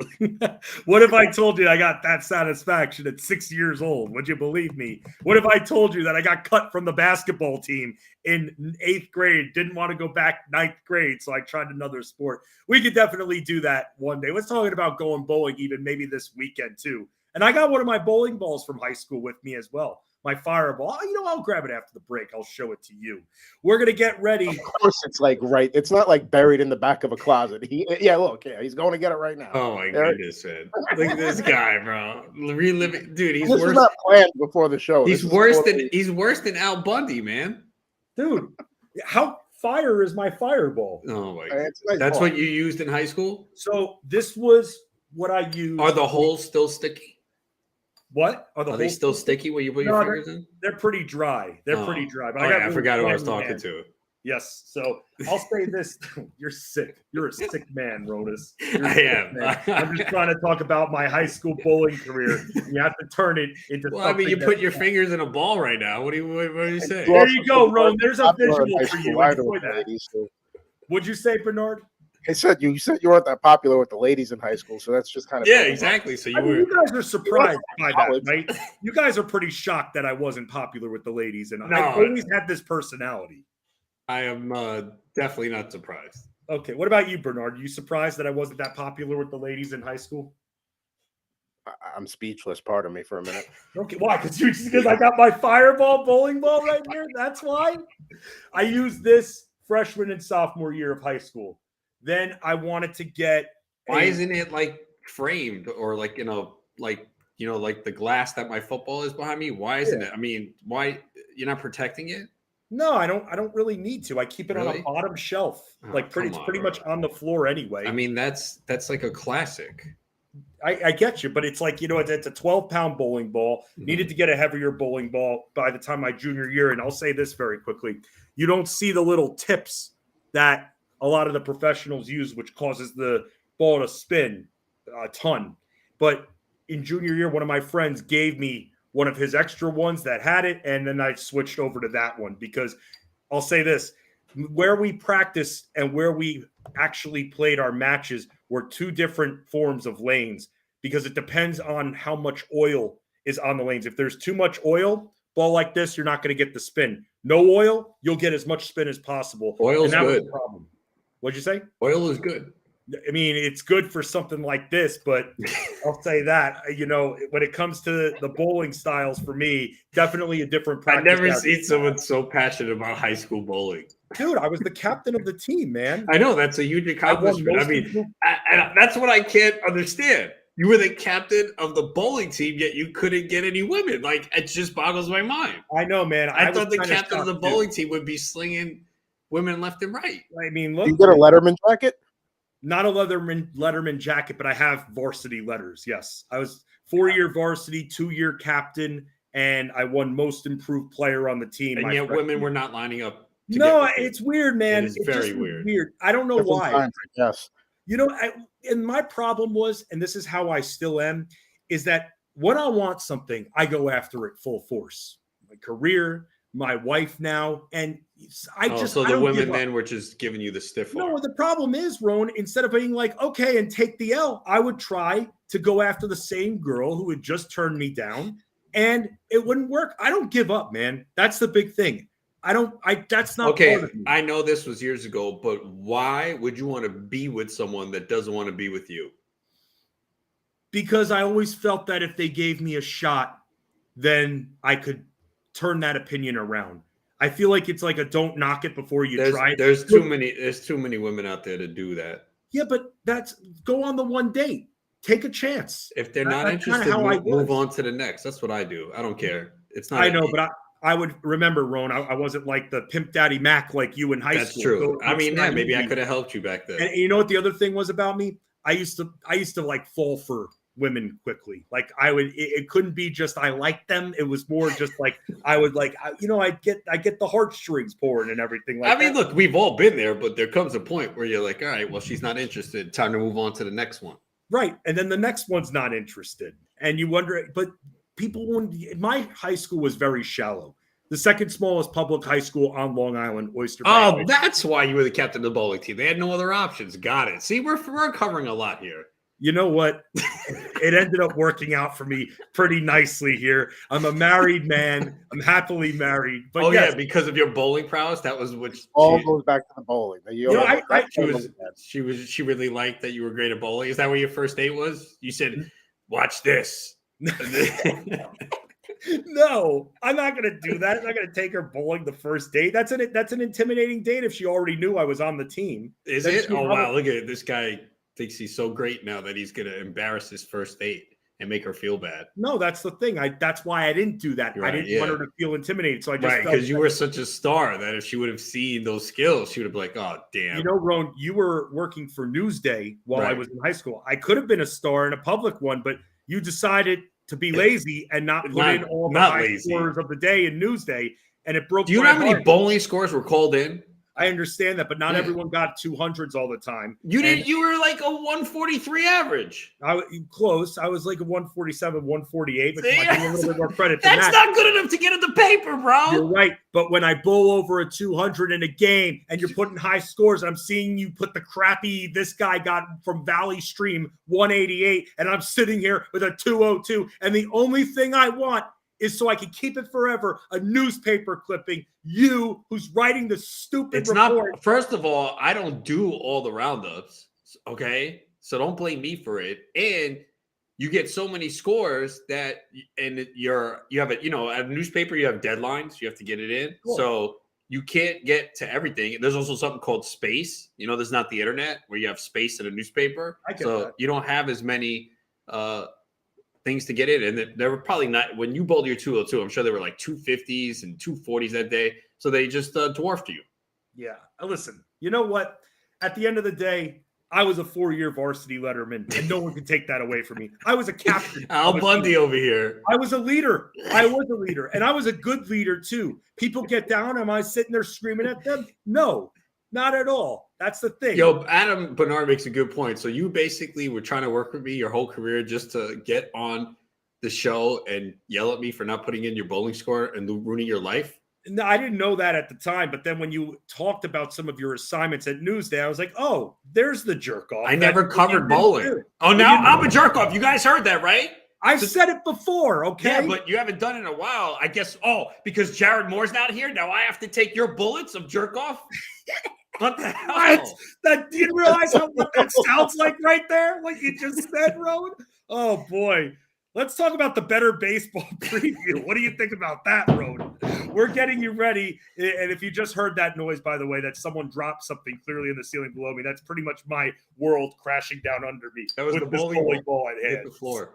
You do. I mean, the ball is pretty cool, my fireball. So Yeah, it's tremendous. thank you very much. We're getting you ready for the upcoming baseball season with the Bettor baseball preview, from fantasy baseball to MLB betting and the newest baseball cards for 2023. You can access our exclusive content for free right now at bettorsports.com, featuring some of the sharpest minds in the industry like Adam Aronis over here, Mr. Newsday bowling writer himself, Ray Flowers, Kyle Elfrink, and Cody Decker. Get player profiles, prop bets and futures, sleepers and busts, fantasy draft strategy, collectibles, and more at no cost. Register now at bettorsports.com to get instant access, plus notifications when new features are released. The Bettor Baseball Preview at bettorsports.com. He's Ronis. I'm Fetsty the Bowler. We're going to talk about some basketball coming up here. Going to throw some strikes. Going to hit a turkey here. That's right. 3 strikes in a row. Maybe a 3-leg parlay for the Rowan man tonight.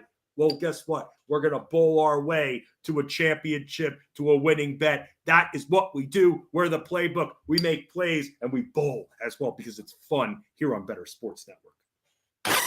However you're invested in sports, from betting to fantasy, collectibles, and more, join our community on Bettor Sports Network. Moose and Keith, weekdays at 10 a.m. Eastern on Bettor Sports Network.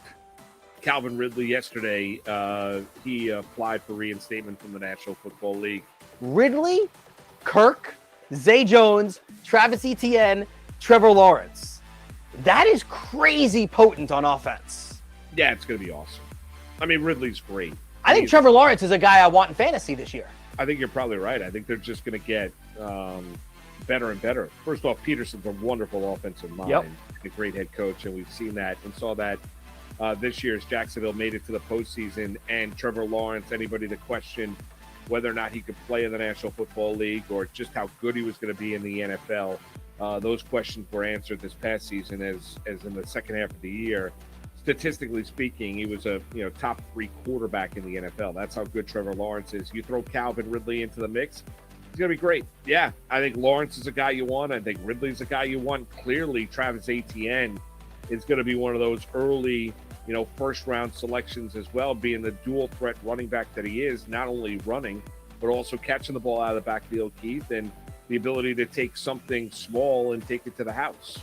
Take a 5-yard dump pass, make a guy miss in the open field, and he's gone. I mean, you saw that with Travis Etienne this past season for Jacksonville. Yeah, sky's the limit. I mean, I think you're going to go from a team in the year span where you wanted no part of the Jacksonville Jaguars when you're looking at fantasy football to where you want as many Jaguars as you possibly can, because they're going to be really, really productive. And let's see if they get their tight end back as well, who had Evan Ingram was great. And Evan Ingram, who was great this past season. Yeah. I mean, if they keep that whole core together, their offense is going to be one of the best in football. Like, I legitimately think that they could be one of the best offenses in football. Zay Jones, Evan Ingram, Christian Kirk, then and Ridley. Travis Etienne, Trevor Lawrence, a good offensive line, and you've got Doug Peterson being creative calling. Right? And you look at that division. The Colts are a mess. Yep. Titans look like they're on the downslide. Titans are on the downslide, right? That window is clearly closed. And then you got the Houston Texans. Years away from relevancy. Yeah. I mean, Jacksonville could win 11 games next year. Moose and Keith. Weekdays at 10 a.m. Eastern on Bettor Sports Network.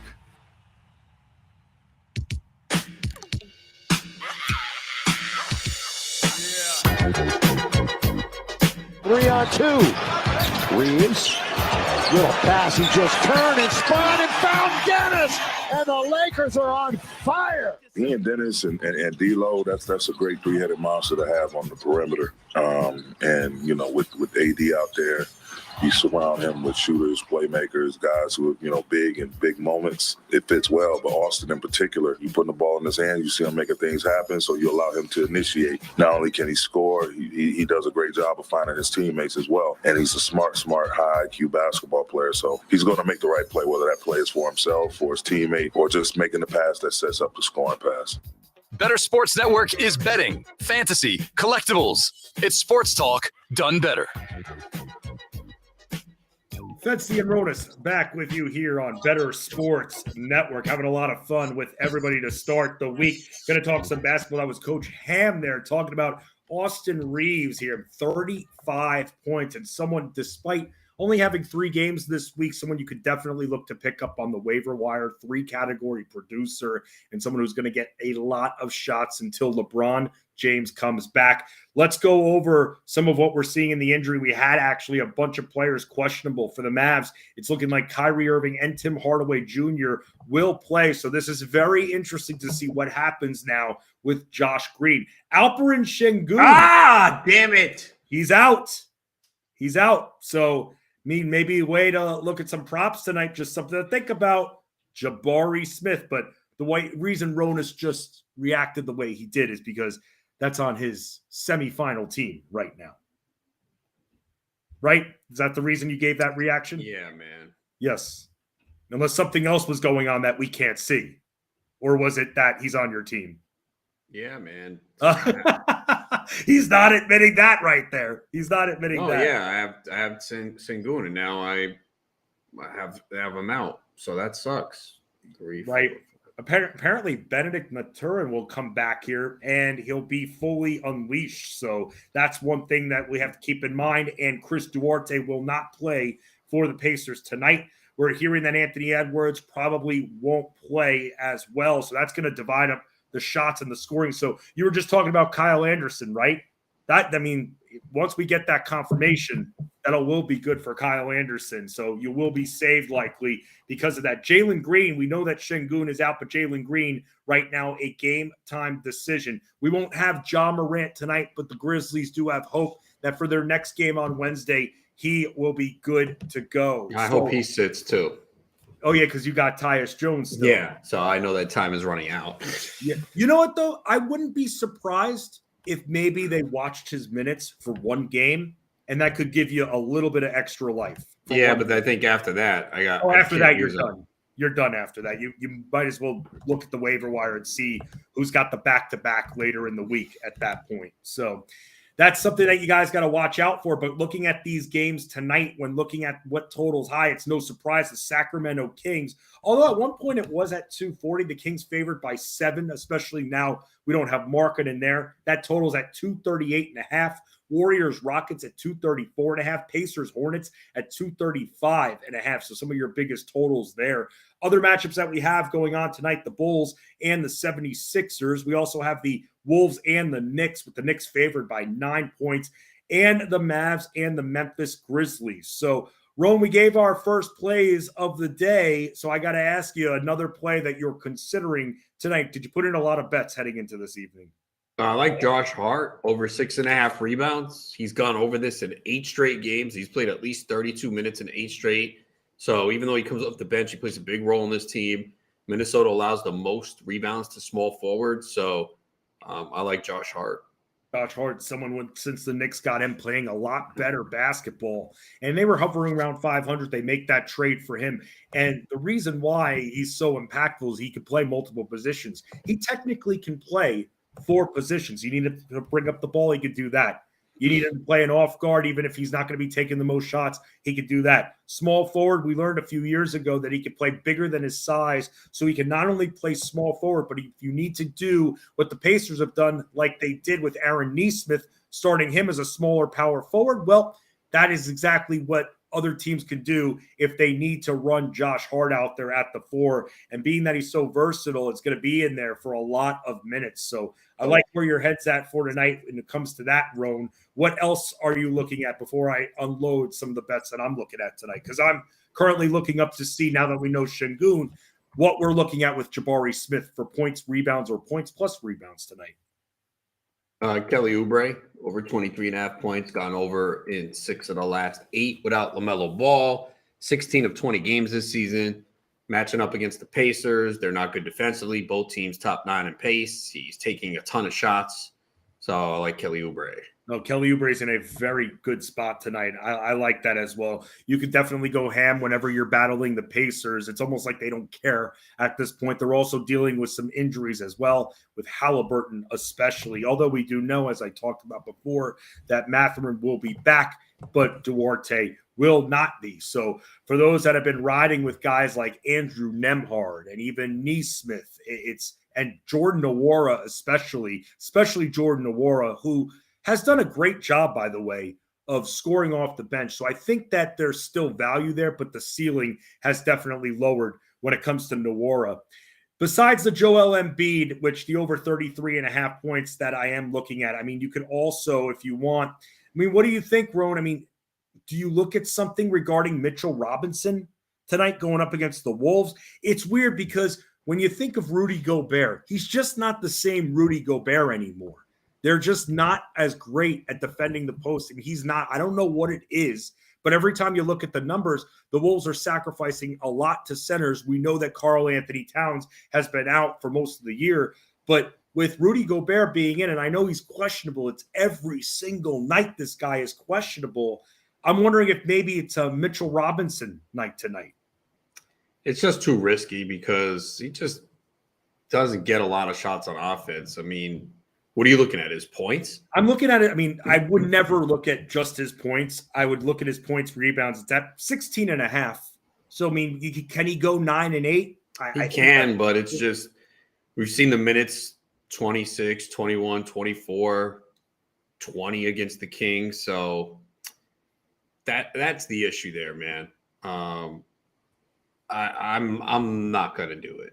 Yeah, I thought about it because let me ask you this. For the value video today, I had a very tough time deciding between, and by the way, for the value video, just to remind everyone who might be new to watching the playbook here, Ronas and I split the value videos throughout the week on fantasyalarm.com for DFS.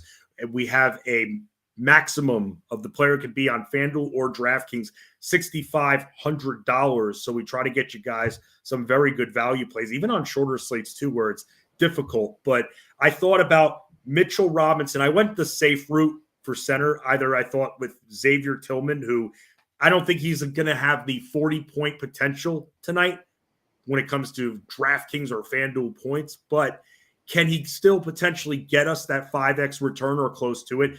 I don't think that 27 fantasy points from him is out of the question. Mitchell Robinson, I was debating on the other side. I ended up going with Tillman. He hasn't been that impressive against Dallas, but still, you know that he's going to be out there and he can still score, and he's been doing a decent job of that lately. So he's very cheap, and if you're telling me all we need for a 5x return on him is 27 points, he could definitely get there. He faced Dallas twice recently. One of them was at 25. The other was at 27 for DraftKings points. So it hovers around there. I think that he has a chance when it comes to that. But that's for DFS, not for prop betting. A prop that I do want to Real quick, Anthony Edwards officially out. Rudy Gobert will play. Okay, so when it comes to shots tonight for the Timberwolves, I mean, Kyle Anderson, he's going to see an uptick now, Rome. Yeah, he's been playing very well lately.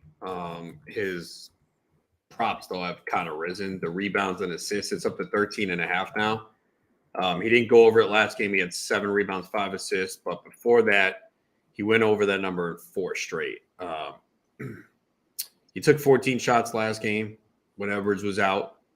Had 12 points, 7 rebounds, 5 assists. Knicks probably not the easiest matchup either. So they're not. That's the issue here. And we obviously see the line, too, being pretty high. I mean, Knicks tend to not blow teams out, though. And if they have a lead, they usually give it back. They do, man. Nothing's changed in that regard, man. They could be up 25 and it disappears very quickly. So good call by you on that front. I mean, I'm looking at other options here. Here's another prop that we can look at once again. And I hit this on Friday. Didn't work out, though, last game against Miami. But I'm wondering, it is Philly. So it's not going to be, you know what? If he's matched up against Harden, though, he should be okay. What do you think of Beverly over 4.5 boards?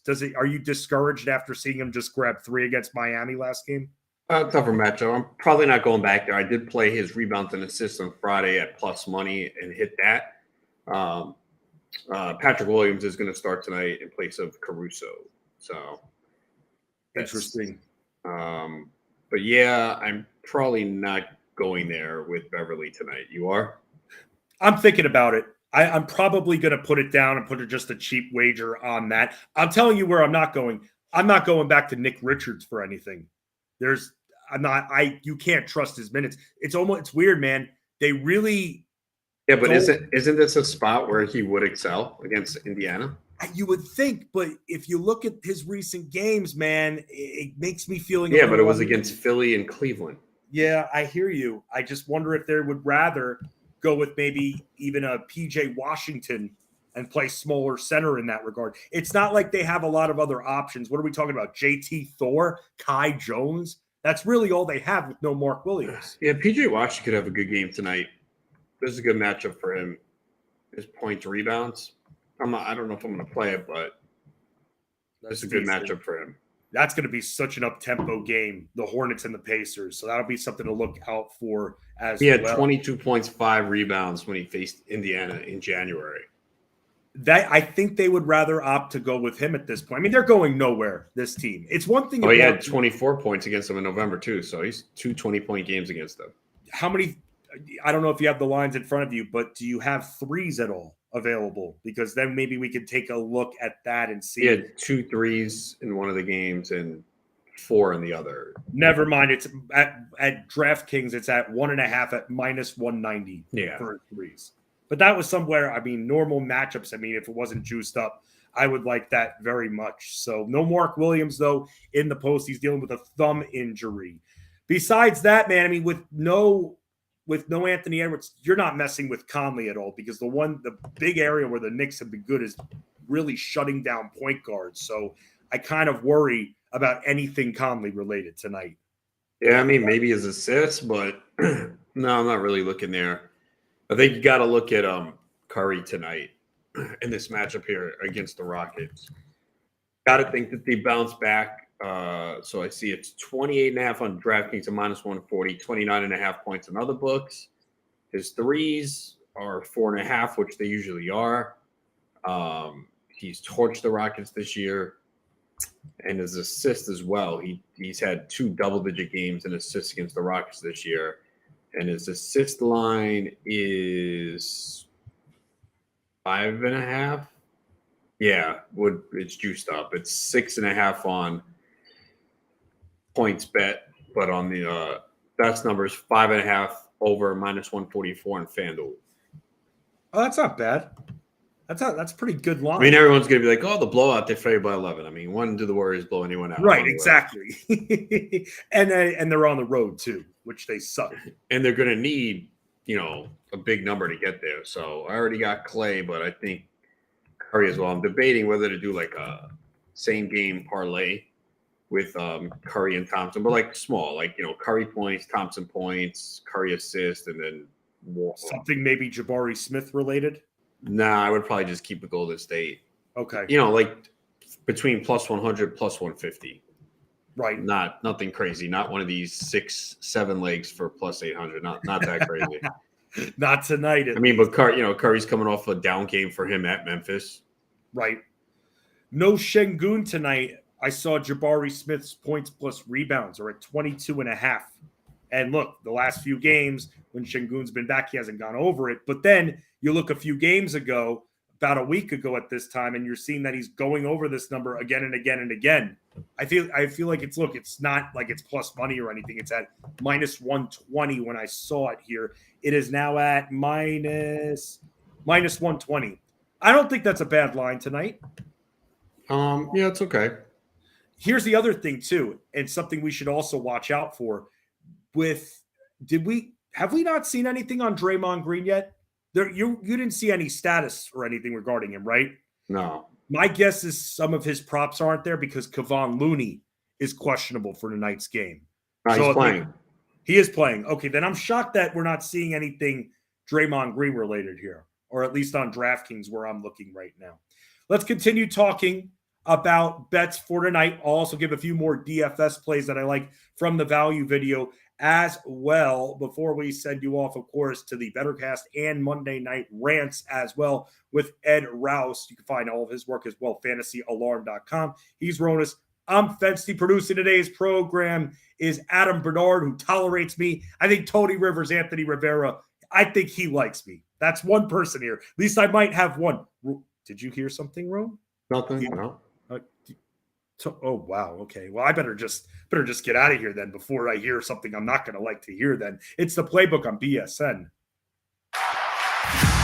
The Playbook with Fensty and Ronis, presented by fantasyalarm.com.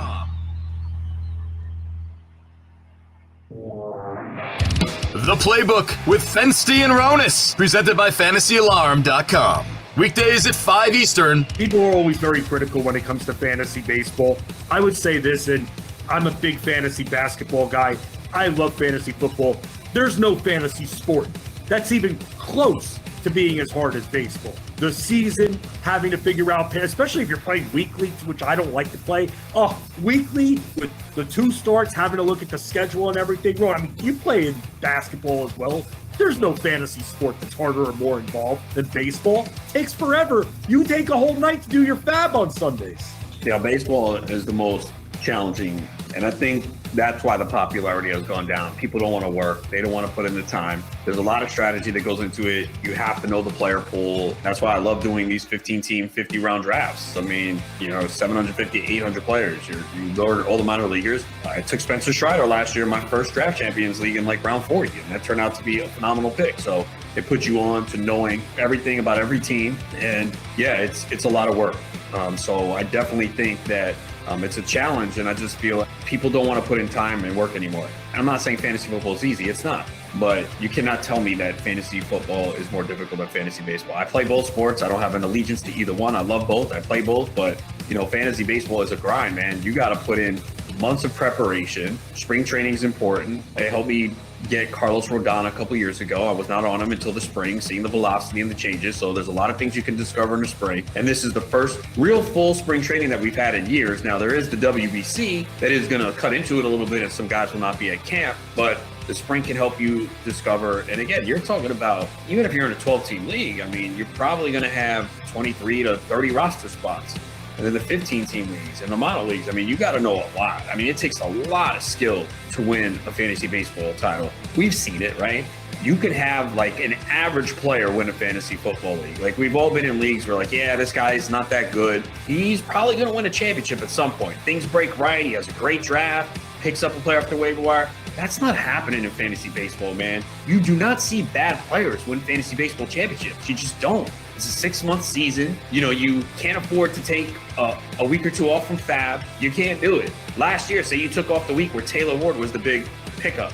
You lost a player that was a contributor most of the season. I know we had a couple of down periods, and Taylor Ward was a player I added in multiple leagues, but you can't take that time off. You can't afford to miss out. And, you know, every little detail is important. So I know fantasy baseball is not as popular as it used to be, but I personally feel it's because people don't want to work hard. They just don't. Everyone wants the easy way out now. They want easy access. That's why people don't read anymore. They want a quick video. Fantasy baseball is a lot of work, trust me. But you know what? When you win a championship, it's really gratifying. Make bets and follow your fantasy team while you buy, sell, and trade collectibles in real time. Only on Bettor Sports Network.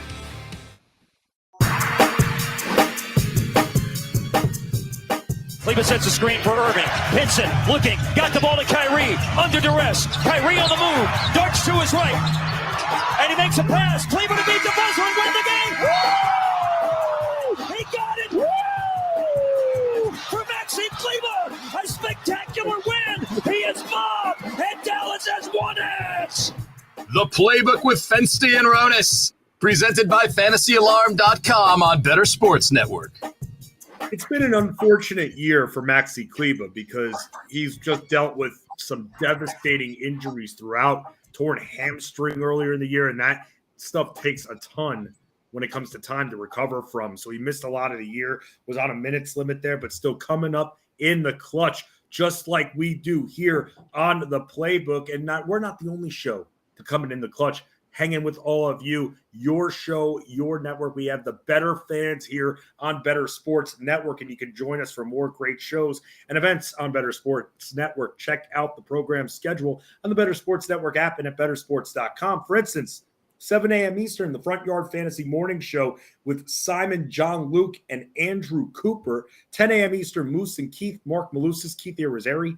Noon Eastern, Lunch Money with Kyle Elfrink and Ray Flowers, presented by FantasyGuru.com. Unless I'm told otherwise, but I join them every Tuesday to chop it up a little bit with the NBA, so I'll very likely be on tomorrow with Kyle and Ray. And then you get the replay of Moose and Keith at 3 p.m. Eastern. We're at 5 p.m. Eastern, as you know, because you're hanging with us now. And then 7 p.m. Eastern, Bettorcast, featuring the World Baseball Classic semifinals. Monday Night Rants with Ed Rouse will air on BettorSports.com and on Twitter, YouTube, Facebook, and Twitch at Bettor Network. We've learned a lot, I think, this show, Rome. We got into the bowling life a little bit, man. At least I could say I'm a varsity athlete. You were a varsity athlete, weren't you? Yeah. Nice. What did you played football, right? That was your thing? Nice. Adam Bernard, were you a varsity athlete? Didn't play varsity, played JV football for 2 years, and then that was it. Why'd you give up? You're probably not going to like this answer, but I knew we were going to just be absolutely terrible. And anybody that's played, at least in New York, 20, 30 years ago, football's a 6-day-a-week commitment. And I was like, I'm not giving up my entire fall semester to go 0-10. And that's exactly what ended up happening. Now, of course, my senior year, they ended up being really good. But well, it's funny. I don't blame you. We actually, because our football team was so embarrassingly bad, it didn't pass the budget the next year, and they got rid of the football team for a couple of years until it was brought back. The budget failed, and they got rid of the football team. The only thing that was good about that was I was in the band, and that's something, Rona, else. I was an all-county musician, and I had to be in the marching band too. We would go to those football games, and imagine having to sit out there in the cold in your marching band outfit, watching your high school get crushed by 20, 30 points every single week. We barely play the fight song at all. We would barely play it. I would forget how to play it because we would never score touchdowns there. So it's crazy. What did you play, Bernard, in the band? I was a trumpet player. My dad actually used to bust my chops because he's like, your first 2 years in high school, you played football when you were like 5'10", $170. And then when you filled out your last 2 years, you were in the marching band. Which made playing the trumpet there. there. The marching band got you out of gym class, which was a 5-day-a-week thing at James Madison High School. only having to have marching band rehearsal once a week for an hour and a half and having my schedule shorter, a class every day, worth it every week. Isn't gym fun though? Yeah, when you get like a good gym, yeah, but like when you have to do like the typical, gyms that we all have, like, yeah, they have like the specialized ones like bowling gym, handball gym. If you were on a team, that counted as your gym credit, so you didn't have to do that. But Yeah, I mean, I didn't like it when we were in gym in high school, but when you would do the different sections, like you mentioned handball, European handball and everything, you'd have a little dodgeball portion. Now that's been outlawed ever since. But then when you get to like weight training and stuff, it'd be just so freaking boring and stuff. I was doing that anyway, and I was working out in the mornings too. So yeah, it was annoying, and it just was an unnecessary part of the day. But I was a bass clarinet player. What is a bass clarinet? It's a combination. It's a clarinet, but in the shape of a saxophone, actually. So I was all county for that. I guess you could call me a nerd or anything like that. Tony Rivers, what about you? Were you a varsity athlete? Varsity track and field. Oh, nice. There you go. Tony, a good stamina on the running. I like that very much there. So all of us being athletes to some extent when it comes to Bernard hanging with the JV. Why? What are you laughing at? You think a bowler is an athlete? Yes, I do. Is it not a professional sport? I mean, come on, you just step up and throw a ball. You're not doing anything athletic. Come on, man. You're not. Guys, do you think bowlers are athletes? I would probably say NASCAR drivers are more athletes than bowlers, and that's not a knock against you. I'm just, Yeah, I don't think it's a knock. You got to have a good shoulder. You have to have a good arm. You got to have aim too. That's great. The other thing. You got to have aim if you're a cop. Yeah, okay, but cops aren't varsity athletes, and neither are bowlers. Okay, jeez, you're terrible, man. At this point, you're awful. Everyone's watching. Well, this guy really hates fencing. And no, it doesn't have to do with that. It has to do with because I'm very passionate about what I've done and playing on a team. That's not it. Like, let me ask you something. If I came in here every day and was just like, okay, Ronas, let's talk XFIP, would you really have fun with that? Yes. Okay, Rome. Let's talk more about tonight's NBA slate. Couple more value plays I have when it comes to DFS for tonight's action already. Here's someone that I have with Halliburton still out. I mean, what do you think of TJ McConnell with what we've seen from him over the last off few the bench, games? though? Okay, but look at what he's done over the last few games. He's been very. So what do you want to do? Play as props? No, I was just saying in general, it's just TJ McConnell off the bench. I mean, even when I was talking about Jordan Nwora still being able to score off the bench, McConnell, even though Hill's a figurehead, and Nembhard is all right, but TJ McConnell, I feel, has been very productive. I mean, he's been scoring. He's been still coming off the bench, dishing a lot of 6-assist games right here. So for those playing DFS, because when Halliburton comes back, it's over at this point. It's over for a lot of these guys that we're talking about.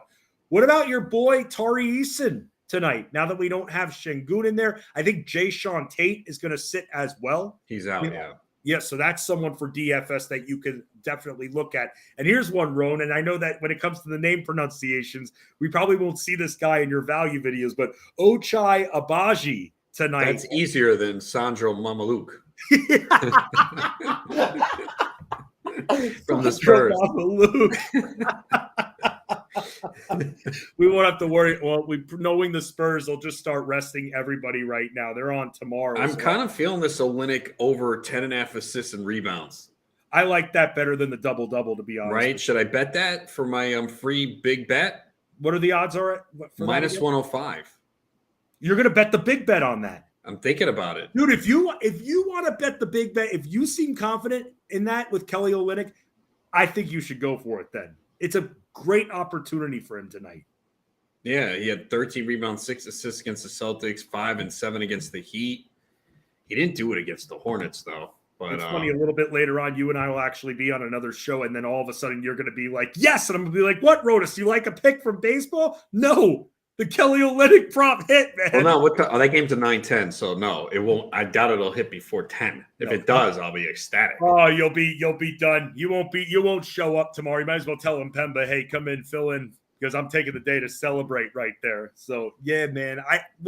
I think no bet's really that safe. I'm getting worried about this Klay Thompson bet now because it's 21.5 on DraftKings. It's 22.5 on other books, and the juice keeps going down. It was minus 150 earlier. It's down to minus 130 at 21.5 on DraftKings. That's okay. Still And it's playing I think it's the most bet tonight. So yeah, you could. I just don't see how he doesn't go off tonight, though. No, neither do I. I mean, it's a great matchup, man. Although, I mean, you look at what Houston's done lately. I mean, you said this a couple of weeks ago. They've been sneakily been playing a little bit better. Well, the Spurs, which is why they're sitting everyone, because they're like, wait, we're winning too many games. They keep coming back and winning games. Yeah. I mean, look, Clay's had 3 bad games, but it was the Clippers, okay, the Hawks, all right, the Grizzlies. I mean, the Hawks aren't good defensively, but the other 2 are on the road. We know he's much better at home, but this is Houston, man. Again, he's torched them twice this year, 42 points. Yeah. This seems like a bounce back spot. They've lost 3 in a row. They've lost 6 of their last 8. Like, how do they not rebound here? I mean, let me see. So one of the games against Houston was at home. The other one was in Houston. So in Houston, they won 127-120. Clay had 41 points, 10 threes. I don't see how it doesn't hit. Don't let the odds going down a little bit. Don't let that discourage you, man. It's about. So which is the better bet, Clay or the Olynyk? I mean, you seem to like the Olynyk better. I like the Clay too. I like the Josh Hart too over 6.5 rebounds. That's minus 160 on DK though. You would put the big bet on that? Nah. Yeah. I mean, I have two though, but I could say one. What's the slate? Is the slate good tomorrow? I got to use it by tomorrow. So it's funny. You've got another 6-gamer tomorrow. Yeah. That's the thing. It's like 6-6-10 something else. Oh, but my guy SGA's in action, but against the Clippers though. Kings are on a back-to-back against the Celtics. Pelicans, Spurs, Nets, Cavs, Hawks, Pistons, Magic, Wizards. Yeah. Yeah, I mean, the only thing I would consider that stands out when maybe one of the Atlanta Guards versus Detroit tomorrow. Yeah, they're favored by 12. Yeah, that's of course. It's Detroit at this point. Trey was awful the last game. Yeah, I wonder what the future holds for him. I would say Dinwiddie's crushing his assists, but the total is 219 with Cleveland. Oof. Yeah, and that's going to be a slow-moving game, man. That's going to be slow at this point. By the way, in the Eastern Conference, we're starting to get separation here. The Knicks have a 2.5-game lead now on the Nets, and then you're even seeing it yet. You've been saying this. Things are a lot more exciting in the Western Conference right now. You've got literally 5 teams, 6. You've got like 6 or 7 teams that are separated by 2 games, and that's it. Yeah, no, it's insane, that Western Conference right now. And it means a lot because where you're seated, who you play, home court, it's a big, big deal. I mean, somehow the Jazz and Pelicans are still in it. I mean, Portland's about to fall off. So you got to worry if you have Lillard. But, I mean, OKC right now is 8. Golden State is 7. Yeah, it's wild. And the Suns, when we all were like, oh, the Suns are going to make a push for 2. Nope. No. They haven't been playing great. And we don't know when we're seeing Durant. I mean, we hope to see him with a few games left to go. So if we're making bets in the playoffs, we can see what they're looking at. And Durant can fit into that offense. I'm not worried about gelling or anything. How bad would it be for the Kings? They make the playoffs in the 2 seed and they have to play Golden State in the first round. Not fun, but the good thing is Golden State's defense sucks just like theirs. So it'd be literally every single game a race to 125. And who's going to win that? So that's going to be big to watch here. We will be back tomorrow, same time, same place, 5 p.m. Eastern on Bettor Sports Network. Good luck to everybody. Let's all win our Mondays. Let's all win our bets here. The Playbook closing up for the day. We out. Thanks a lot.